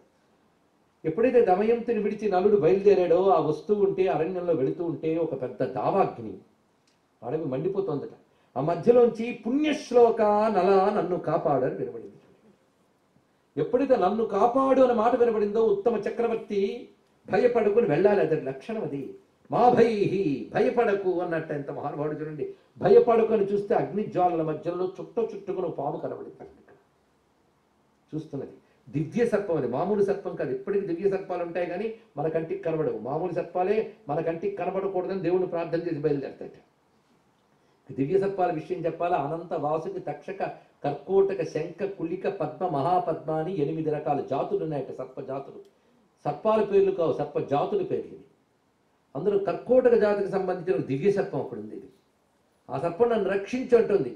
వెంటనే అన్నాడు, నువ్వెవరివి? నేను రక్షించవలసిన అవసరమే ఉంది? సర్పం అయితే ప్రాకి బయటకు వచ్చేయచ్చు కదా. ఇంత అగ్నిజ్వాలలు వచ్చే పరిస్థితి ఎలా ఏర్పడింది అంటే, నేను మహాసర్పాన్ని, కానీ నా ఒకానొక చపల కార్యం వల్ల నారద మహర్షి శాపానికి గురై కదలకుండా పడుండు అని చెప్పించాడు. అందుకు కదలకుండా ఉంటున్నాను నా పరిస్థితి. అప్పుడు నేను, ఎందుకంటే అందితే జుట్టు అందకపోతే కాదు, ఎప్పుడైతే శాపం తగిలిందో అప్పుడు నారదుని ప్రార్థన చేసి ఎలా బయటపడతానని అడిగితే, పుణ్యశ్లోకుడే నలచక్రవర్తి వచ్చి నిన్ను ఉద్ధరిస్తాడు, అప్పుడు నీకు మళ్ళీ సహజ స్థితి వస్తుందని చెప్పాడు. నువ్వు ఇటు వస్తూ ఉంటే పోల్చుకున్నాను, అందుకే పిలిచాను, నన్ను రక్షించవయ్యా అంటే, నువ్వు ఇంత మహాసర్పానివి, నేను ఎలా తీస్తానన్నట్టు. సర్పం క్లుప్త రూపం ధరించగలదు. ఇప్పుడు నేను కదలలేను కానీ ఉన్న చోట పెద్ద చిన్న అవగలనని క్లుప్త రూపం ధరించట. వెంటనే నలుడు అగ్నిని కూడా లెక్క పెట్టకుండా వెళ్ళి, రక్షణ ఎంత స్వభావం చూడండి, తిన్నగా ఆ సర్పాన్ని తీసుకొచ్చి బయటకు పెట్టాడు చల్లని చోట. అది కాస్త చల్లబడ్డాక, ఇంత చేసి నీకు నేను ఏదైనా ఉపకారం చేయాలి, ఒక 10 అడుగులు వేయి అన్నదిట. ఆ 10 అడుగులు వేసి అటు వెళ్ళాడో లేదో ఒక్క కాటు వేసింది కర్కోటక సర్పం ఒక్కసారి. ఇదే ఇచ్చిన వరము. ఆ కర్కోటక సర్పం కాటు వేయగానే నలుడి రూపం వికృతంగా అయిపోయిందిట, గూనివాడు అయిపోయాడు, కొరత రూపం వచ్చింది, నల్లగా అయిపోయాట. విషయంకి ఏమిటి నువ్వు చేసిన పని? ఉపకారం చేశాను అన్నదిట. ఏమిటంటే, నా విషం నిన్ను మరణింపజేయదు, నీలో నిన్ను ఏది బాధిస్తుందో దాన్ని బాధిస్తుంది వెళ్ళి, ఇది లోపల. రెండవది, నువ్వు అరణ్యాలు పట్టుకు ఎందుకు తిరుగుతున్నావో నాకు తెలుసు. నీ రూపం ఉన్నదే అది స్ఫురద్రూపం, ఎవడైనా పోల్చగలడు నిన్ను. ఇంత బ్రతుకు నువ్వు ఏ రాజాస్థానాలకు వెళ్ళి సహాయం అడిగినా వెంటనే నువ్వు అవమానింపబడతావు. అందుకు నీ రూపును మార్చాను. ఇప్పుడు నువ్వు ఎక్కడికైనా నిశ్చింతగా వెళ్ళచ్చు, నీకు మంచి రోజులు దగ్గరకు వచ్చాయి. నువ్వు ఇక్కడి నుంచి తిన్నగా అయోధ్యకు వెళ్ళు. అయోధ్యలో ఒక రాజున్నాడు, ఋతుపర్ణుడు అని రాజా. ఋతుపర్ణ అనే పేరు కూడా చాలా విశేషం అండి. అతను రాజర్షి, సామాన్యుడు కాదు. ఆయన వద్దకు వెళ్ళు. నీకు 2 విద్యల్లో గొప్ప నైపుణ్యం ఉంది, నాకు తెలిసది. ఒకటి వంట, ఇంకొకటి గుర్రాలను తోలడం, సారథ్యం, అశ్వం తెలుసు. ఈ రెండింటికి సంబంధించిన మంత్రశాస్త్ర విద్య కూడా ఉందిట. పూర్వం రోజుల్లో ఒక్కొక్కరు ఒక విద్యలో ఉండేటప్పుడు ఆ విద్యలో మరిన్ని మెలకువలు తెలుసుకోవడానికి ఒక మంత్ర ఉపాసన ఉండేది. ఇప్పుడు అవన్నీ పోయాయి. ఆ మంత్ర విద్య ఉండడం వల్ల ఈ విద్యలో గొప్పవారు అయ్యేవారు. ఉదాహరణకు నిర్మాణాలు చేసే ఆర్కిటెక్ట్స్ ఉంటారే, వాళ్ళకి ఆ విద్యలో నైపుణ్యం పొందడానికి ఒక మంత్ర ఉపదేశం ఉండేది. ఆ మంత్ర జపం చేస్తే ఇది ఇంకా గొప్ప పెర్ఫెక్ట్గా చేసేవారట. అలా ఒక్కొక్క విద్యకు ఒక్కొక్క మంత్రాధిదేవత ఉంటారు. అదొక రహస్యం. అది మనం పోగొట్టుకున్న అనేక విద్యల్లో అవి కూడా ఒకటే. ఒక్కొక్క విద్యకు ఒక్కొక్క పవిత్రత ఉంటుంది. ఆ విద్యకు ఒక అధిదేవత ఉంటాడు.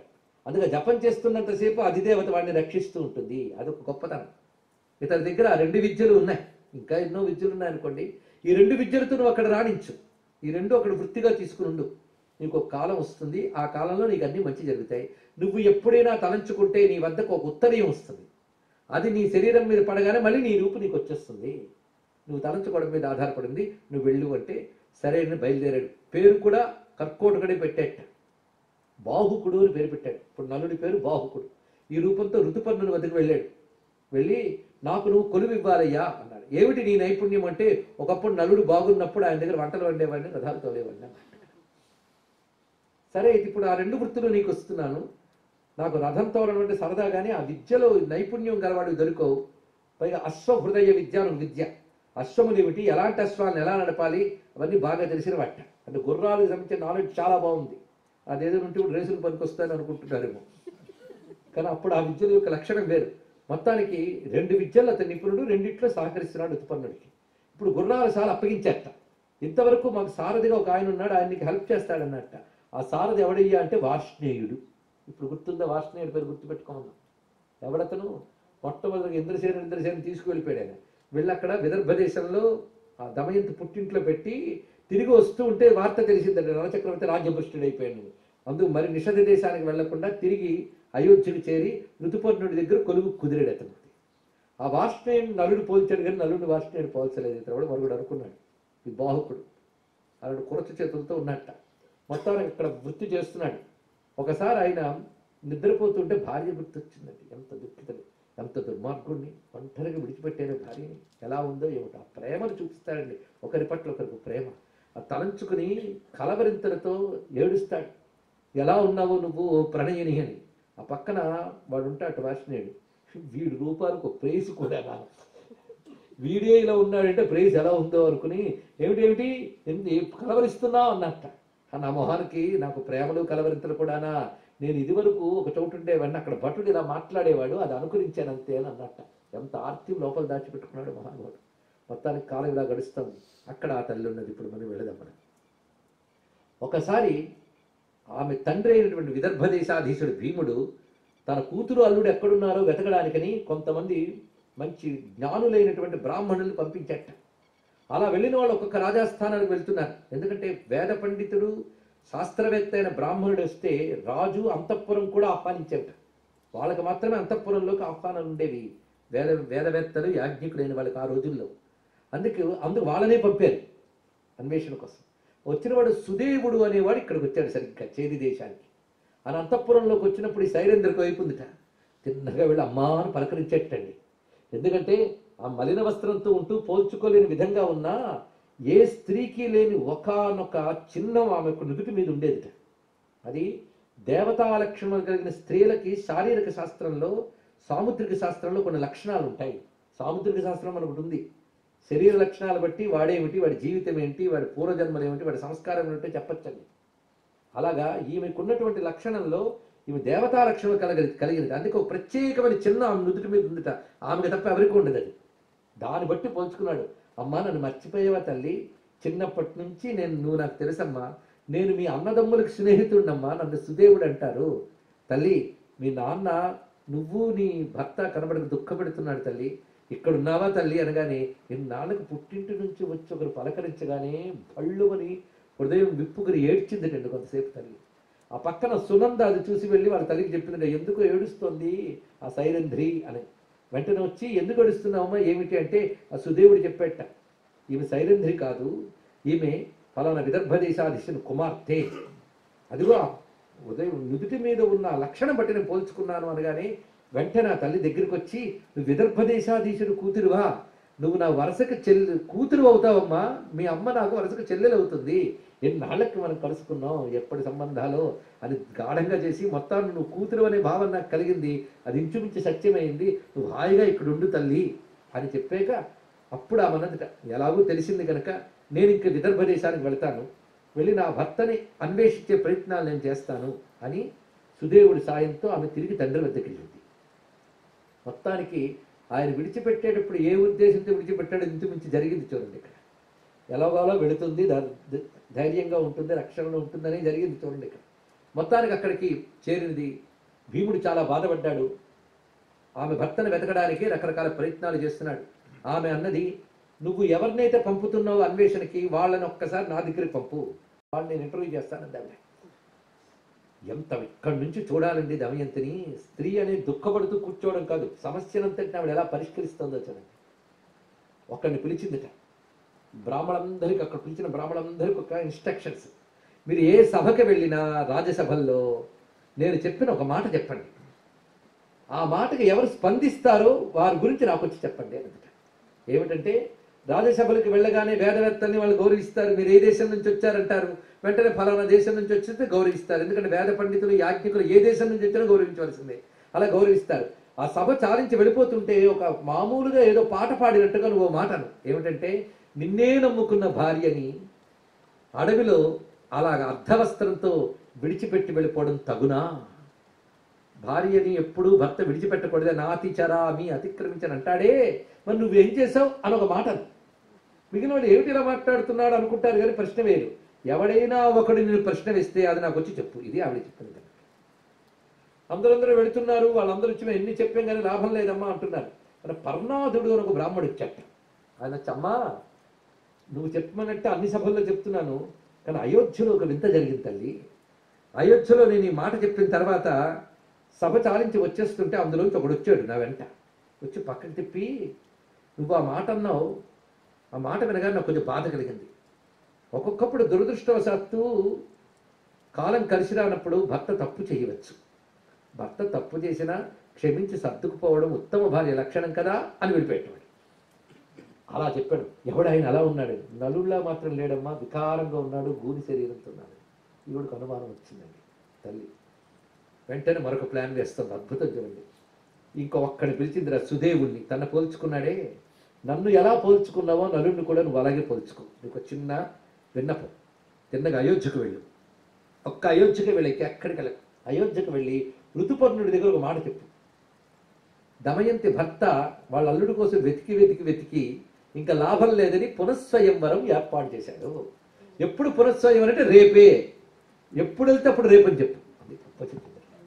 ఎప్పుడు వెళ్తే అప్పుడు రేపని చెప్పు, అంతే చెప్పింది. ఎందుకంటే అయోధ్య నుంచి విదర్భ దేశానికి ఒక్క రోజులో రావడం ఎవ్వరికీ సాధ్యం కాదు. కేవలం ఆ రథాన్ని ఒక్క రోజులో అయోధ్య నుంచి విదర్భ దేశానికి తేగలిగిన వాడు ఒక్క నలుడు తప్ప ఎవడి తేలాడు, అది తెలిసి తల్లికి. అది ఇక్కడ ప్లానింగ్ అద్భుతం చూడండి ఇక్కడ. ఎందుకంటే అలా అడిగిన వాడు ఎవడో కూడా చెప్పాడు, వంటవాడు సారథి అని. ఆ సారథి అన్న మాట ఇవిడికి అనుమానం వచ్చింది. పైగా వంటవాడు అని కూడా అది కూడా తెలుసుకుంది ఇవిడ. అందుకు ఈ ప్లానింగ్. సరే వెళ్ళాడు, ఆ విధంగానే చెప్పాడు. ఋతుపర్ణుడి దగ్గర పునఃస్వయంవరం అని చెప్పగానే ఇదేమిటో వింతగా ఉంది అన్నాడు. కానీ వెళ్ళగలమా రేపటి లోపల అన్నాడు. పక్కన ఉన్న సారథి వెళ్ళగలవండి, నేను తీసుకెళ్తాను అన్నాడు. ఈయన క్యూరియాసిటీ ఇంది, నువ్వు ఉన్నావని ధైర్యంతో వెళ్తున్నాను అయ్యా అని. అయితే ఋతుపర్ణుడి స్వయంవరంకి వెళ్ళాలంటే వరించడానికి కాదు, రాజధర్మం ప్రకారం వెళ్ళాలి. ఒకటి, రెండు, ఇదేదో ఆసక్తిగా ఉంది చూడాలి అని. అందుకే వెళ్ళాడు మహాత్ముడు, రాజర్షి, సామాన్యుడు కాడు. మొత్తానికి రథాన్ని సిద్ధం చేయండి, ఎంతసేపు అన్నట్ట. రథం సిద్ధమైంది. అసిస్టెంట్గా వాస్నేయుడు పక్కన కూర్చున్నట్ట. ఆ రథాల నిర్మాణం వేరండి, మనకి సినిమాల్లో చూపించినటువంటి ఆ రథాలన్నీ కూడా. పైగా చక్రవర్తి ఋతుపర్ణుడు కూడా రథం ఎక్కాడు. ఆ రథం ఎక్కబోతుంటే గుర్రాలు కృంగేయటం. ఏమిటి ఇలాంటి గుర్రాలు పెట్టావు అన్నాడు. అంత దూరం వెళ్ళాలంటే ఎలాంటి గుర్రాలు పెట్టాలి, అలాంటివి పెట్టాను రాజా, నువ్వు ఎక్కన్నట్ట. రథం కదులుతుంది. రథం కదులుతుంటే ఆశ్చర్యపోతున్నాడు, ఎవడి చోదకుడు, ఇంత వేగంగా రథం నడిపేవాడిని ఇంతవరకు ఎక్కడా చూడలేదు. ఇతడు సూర్యుడి సారథి అయిన అనూరుడా, ఇంద్రుడి సారథి అయిన మాతెలా, లేక నలచక్రవర్త అన్నట్ట అనుకున్నట్టు మనస్సు. ఎందుకంటే నలుని యొక్క సారథ్య నైపుణ్యం అప్పటికే ప్రసిద్ధి, జగత్ ప్రసిద్ధి. అది అన్నమాట. వంటల ప్రసిద్ధి కాలేదు కానీ ఇది ప్రసిద్ధి అవుతుంది. రాజుకు ఉండవలసిన విద్యలో అశ్వర్థి ఒకటి. మొత్తానికి అలా అనుకున్నాడు. అయితే ఇంకొక మాట, మొత్తానికి ఇతడు మహానుభావుడు, మరి రూపం చూస్తే ఎలా లేదే? ఒక్కొక్కప్పుడు మహాత్ములు ప్రచ్ఛన్న రూపులే ఉంటారు కనుక ఇతడు మహాత్ముడు అయి ఉంటాడు అనుకున్నాడు. ఇలా అనుకుంటూ ఉంటే ఉత్తరీయం జారిపోయిందిటండి రాజుగారి ఋతుపర్ణుడు. వెంటనే బాహుక కాస్త నువ్వు రథాన్ని ఆపితే ఈ వార్ష్ణేయుడు జారిపడిన ఉత్తరీయాన్ని తెస్తాడు. నువ్వు పడిన వెంటనే చెప్పావు, కానీ నువ్వు చెప్పే లోపల ఈ రథం కొన్ని యోజనాలు దాటి వచ్చేసింది సుమా, నీకు ఉత్తరీయం దొరకదు అని చెప్పాడు. ఏమిటి వేగం? అప్పుడంట నువ్వు నడుపుతున్న వేగం చూస్తూ ఉంటే చాలా ముందుగానే వెళ్ళిపోయేటట్టున్నాం మనం విదర్భ దేశానికి. ఒక క్షణం ఆపు, నీతో ముచ్చటాడాలన్నట్టండి. ఆపి అన్ని విద్యలు అందరికీ తెలియదు, ఒక్కొక్కరిలో ఒక్కొక్క విద్య ఉంటుంది. అందుకు ప్రతి వారికి నమస్కారం. వారిలో ఉన్న నైపుణ్యాన్ని గౌరవించాలి. నీలో ఉన్న ఈ రథ నైపుణ్యానికి నేను చాలా సంతోషిస్తున్నాను. నా దగ్గర ఒక విద్య ఉంది, నీకు చూపించనా అంటున్నట్ట. ఎంత చూడండి, ఎంత గొప్పగా ప్రవర్తిస్తున్నాడు. ఇక్కడ ఈ చెట్టు ఉన్నది, దీని పేరు విభీతిక వృక్షం. దీనికి తాండ్ర చెట్టు అంటారు తెలుగులో. ఈ విభీతిక వృక్షానికి ఈ కొమ్మకి మొత్తానికి పెద్ద కొమ్మ ఇది. ఈ కొమ్మకి 10,000 పళ్ళు ఆకులు, ఈ రెండు కలిపి 10,000 ఉన్నాయి. మిగిలిన వాటిలో 2,000 ఆకులు ఉన్నాయి. ఈ ఒక్క కొమ్మ లెక్క పెట్టుకో, అన్నీ నేను చెప్పను, లెక్క పెట్టన్నట్టు. వెంటనే నువ్వు చూస్తాను చక్కచక్క లెక్క పెట్టేట. అరే నువ్వు ఎంత చెప్పేవో అంత నేను ఎలా చెప్పగలిగాను? నా దగ్గర ఒక విద్య ఉందయ్యా, అక్షహృదయ విద్య. ఇది గణిత శాస్త్రానికి సంబంధించిన ఒకనొక విద్య. ఇది దీనికో మంత్రాధిది అవుతున్నాడు. ఇది ఉపాసనా విద్య. ఈ విద్య నా దగ్గర ఉంది అని అంటే, ఇది నీకు ఉపదేశం ఇవ్వాలని నాకు అనిపిస్తోంది, తీసుకుంటావా అని అడిగట్టండి మంత్రోపదేశం.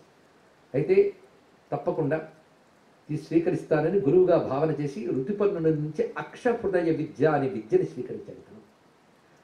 స్వీకరించిన వెంటనే ఒక అంటాడు, ఏ విద్యను ఉచితంగా స్వీకరించరాదు. ఇది చూడండి, ఇక్కడ అవతల వాడు నాకేం అక్కర్లేదండి అని విద్య బోధించినా శిష్యుడు ఇవ్వాలి, లేకపోతే దోషం అని ఉత్తమ సంప్రదాయం తెలిసినటువంటి విద్యావేత్తలు పుచ్చుకోమ అనరు. అంటే దోషం కూడా, అది సంప్రదాయ విరుద్ధం. అది ఏదో ఒకటి ఇవ్వాలట, ఇవ్వనిది పుచ్చుకోకూడదు కదా.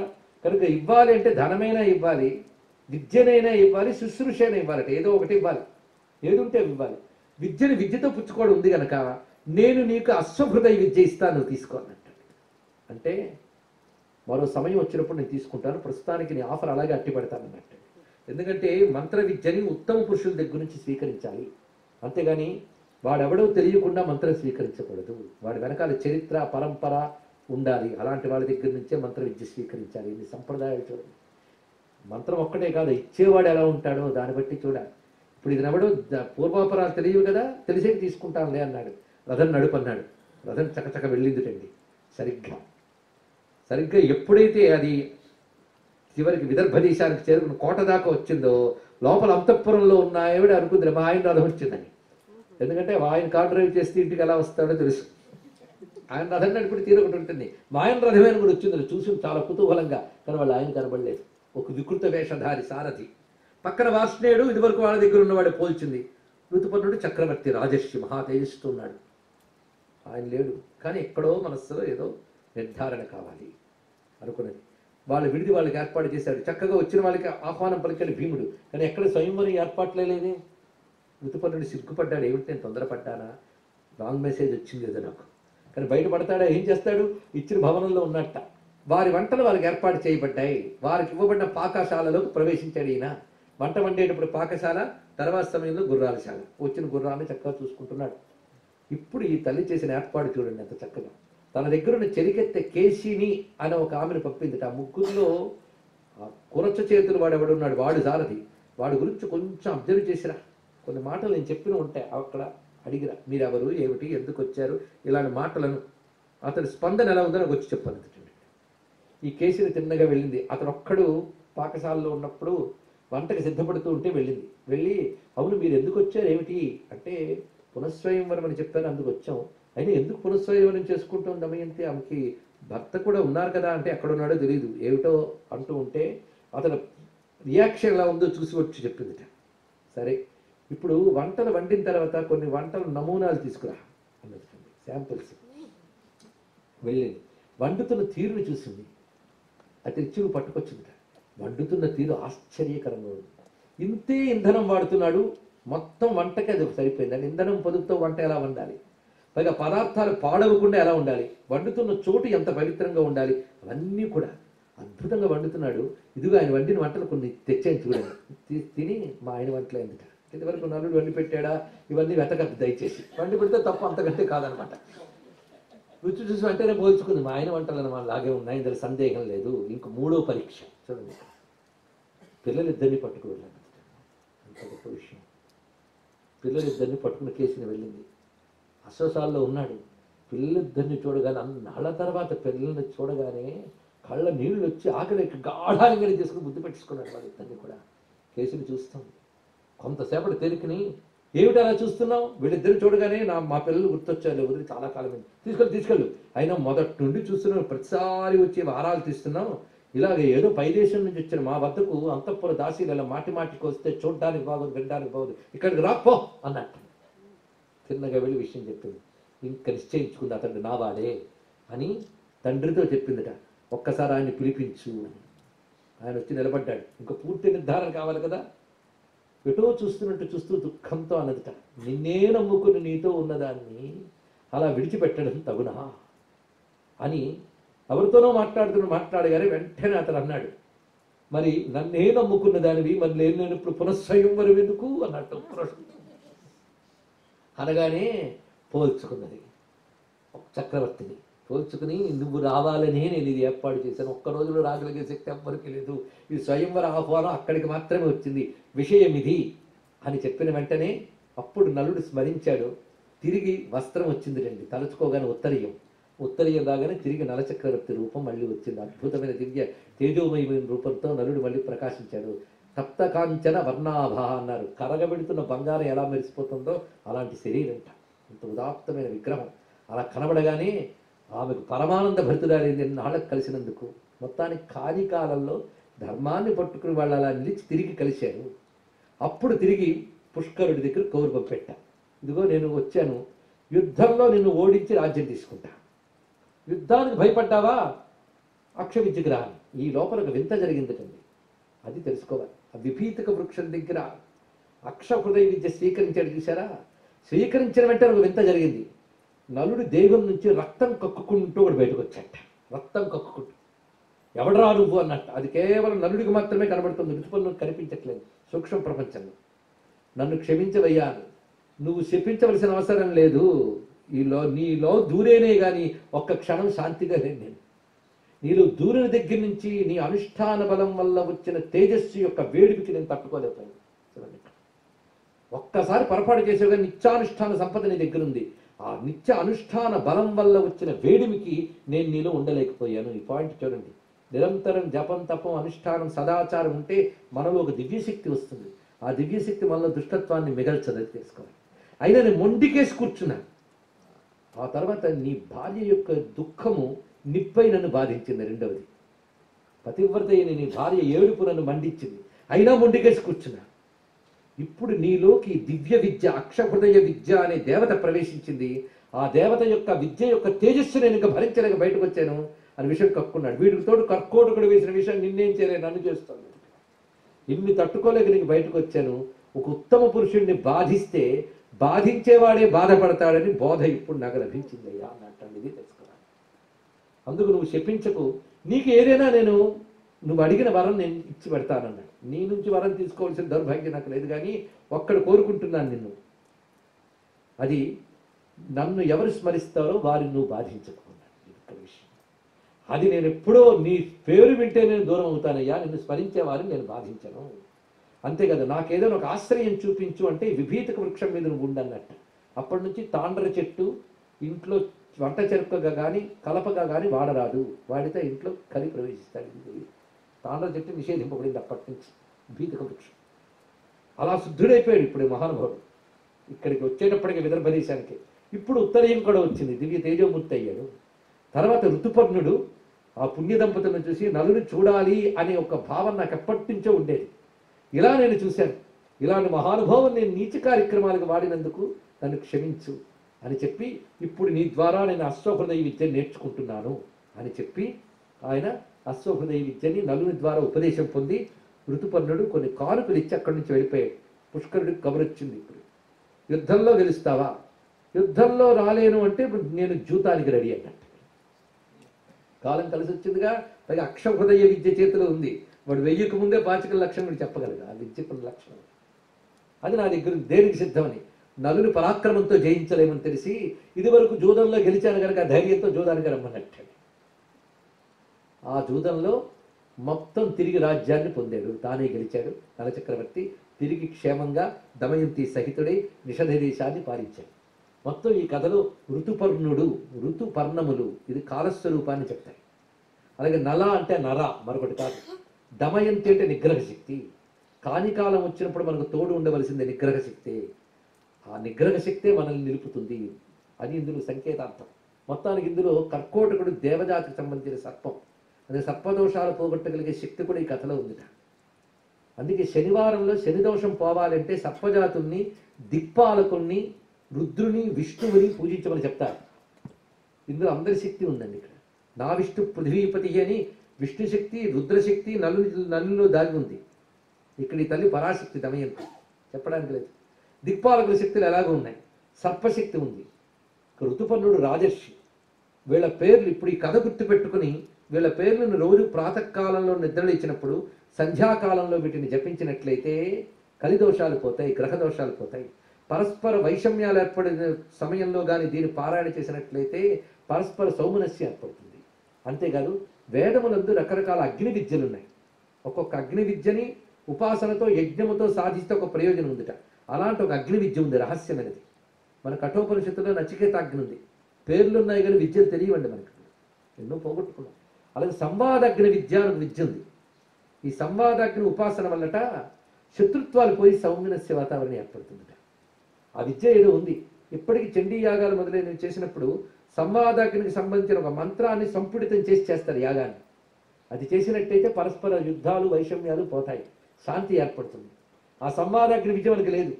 కానీ సంవాదాగ్ని విద్య రహస్యం ఈ కథలో ఉందని. అందుకే సంవాదాగ్ని ఉపాసనలో ఒక మంత్రం చెప్తారు. దమయంతి నలాభ్యాంచ ప్రణమామి పునః పునః అవివాదో భవేదత్ర సంవాదాగ్నే ప్రసీదమి.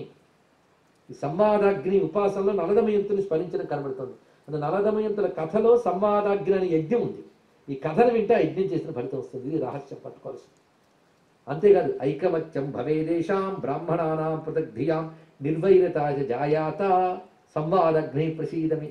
సంవాదాగ్ని ఉపాసన వల్ల బ్రాహ్మణుల్లో పరస్పర వైరుధ్యం పోతుంది. అక్కడ బ్రాహ్మణులు అంటే జాతి బ్రాహ్మణులు కాదండి, ఇంటలెక్చువల్స్ అని అర్థం. ఇంటలెక్చువల్స్లో ఒకరికొకరు పడకపోతే మహాప్రమాదం. వాళ్ళందరూ సమిష్టిగా ఒక మంచి ప్రయోజనం కోసం పనిచేయాలి. అలా అందరి బుద్ధి లోకక్షేమం కోసం పనిచేయడం కోసం సంవాదాగ్ని ఉపాసన చేసేవారి పూర్వం. అది ఆ విద్యా రహస్యం నలదమయంతి కథలో ఉందిట. అందుకే కలిలో దీన్ని కానీ జాగ్రత్తగా పఠించినట్లయితే ఉన్న మేధస్సు సరిగ్గా పనిచేస్తుంది, మంచి బుద్ధి లభిస్తుంది, కుటుంబాల్లో సౌమనస్య వాతావరణం, ప్రేమ ఏర్పడతాయి, కలహాలు ఉండవు, తర్వాత ఆరోగ్యము మొదలైనవన్నీ పుష్టిగా ఉంటే గ్రహదోషాలు పోతాయి. అందులో నలచరిత్ర ఒకప్పుడు పారాయణ గ్రంథం. ఇప్పుడు కనీసం అప్పుడప్పుడైనా స్మరించుకుంటే చాలు, ఒక్కసారి గట్టిగా విన్నా చాలు. ఇదంతా చెప్పి చిట్ట చివరికి బృహదస్సుడు ధర్మరాజుతో చెప్తాడు, ఈ నలచరిత్ర ఎవరు సభల్లో చెప్తారో, ఎవరు సభల్లో వింటారో ఆ చెప్పిన వారికి వినేవారికి కూడా గ్రహదోషాలు బాధలు ఉండవు, కలిదోషం ఉండదు. ఇది నలచరిత్ర మహిమ. అందుకు అమ్మవారికి మనపై దయ ఉంది గనక ఈరోజు మన చేత నలచరిత్ర చెప్పించాలి. ఈ నలచరిత్ర చెప్పి నేను విన్న మీరు ఇవాళ ధన్యులైపోయాం. ఇదంతా స్మరించడానికి ఒక శ్లోకాన్ని చెట్టు చివరికి బృహదస్సుడు ఉపదేశిస్తున్నాడు ధర్మరాజుకి. ఆ శ్లోకాన్ని ఇక్కడ నేను ఒక్కసారి అంటాను, అందరం కలిసి మళ్ళీ అందాం. రేపటి నుంచి అమ్మవారు రాబోతున్నారు, మీకు తెలుసు కదా. అష్టాదశ శక్తిపీఠాలు, ఈ పురాణ కథలా కాకుండా అసలు శక్తిపీఠాల కాన్సెప్ట్ ఏమిటి, దాని కథలో ఉన్న రహస్యం ఏమిటి, అది మనలో ఎలా ఆవిష్కరించుకోవాలి, బయట ఎలా చూడాలి అనే రహస్యాలు చాలా ఉన్నాయి.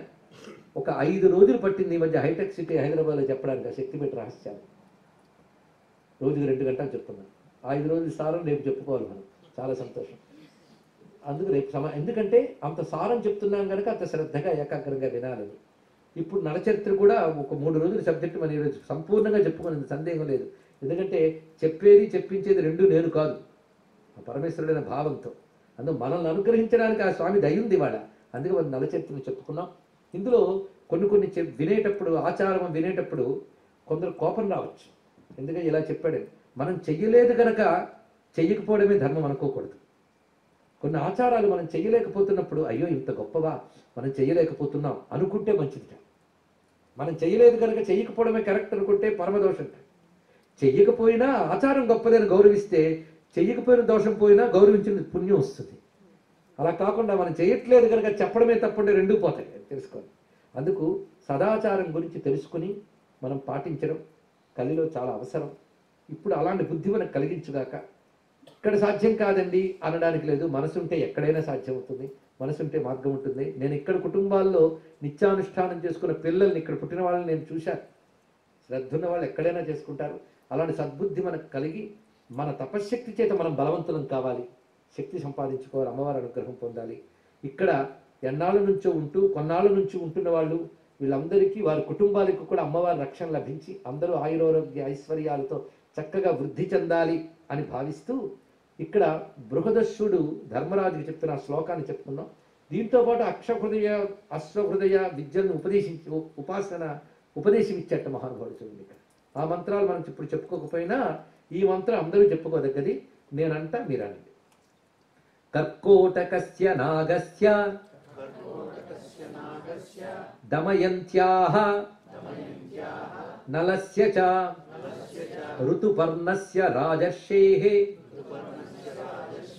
కీర్తనం కలినాశనం. కర్కోటకస్య నాగస్య దమయంత్యాః నలస్య చ ఋతుపర్ణస్య రాజర్షేః కీర్తనం కలినాశనం. కర్కోటకస్య నాగస్య దమయంత్యాః నలస్య చ ఋతుపర్ణస్య రాజర్షేః కీర్తనం కలినాశనం.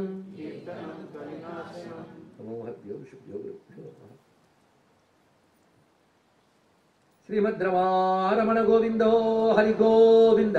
నమః పార్వతీపతయే. హర హర మహాదేవ.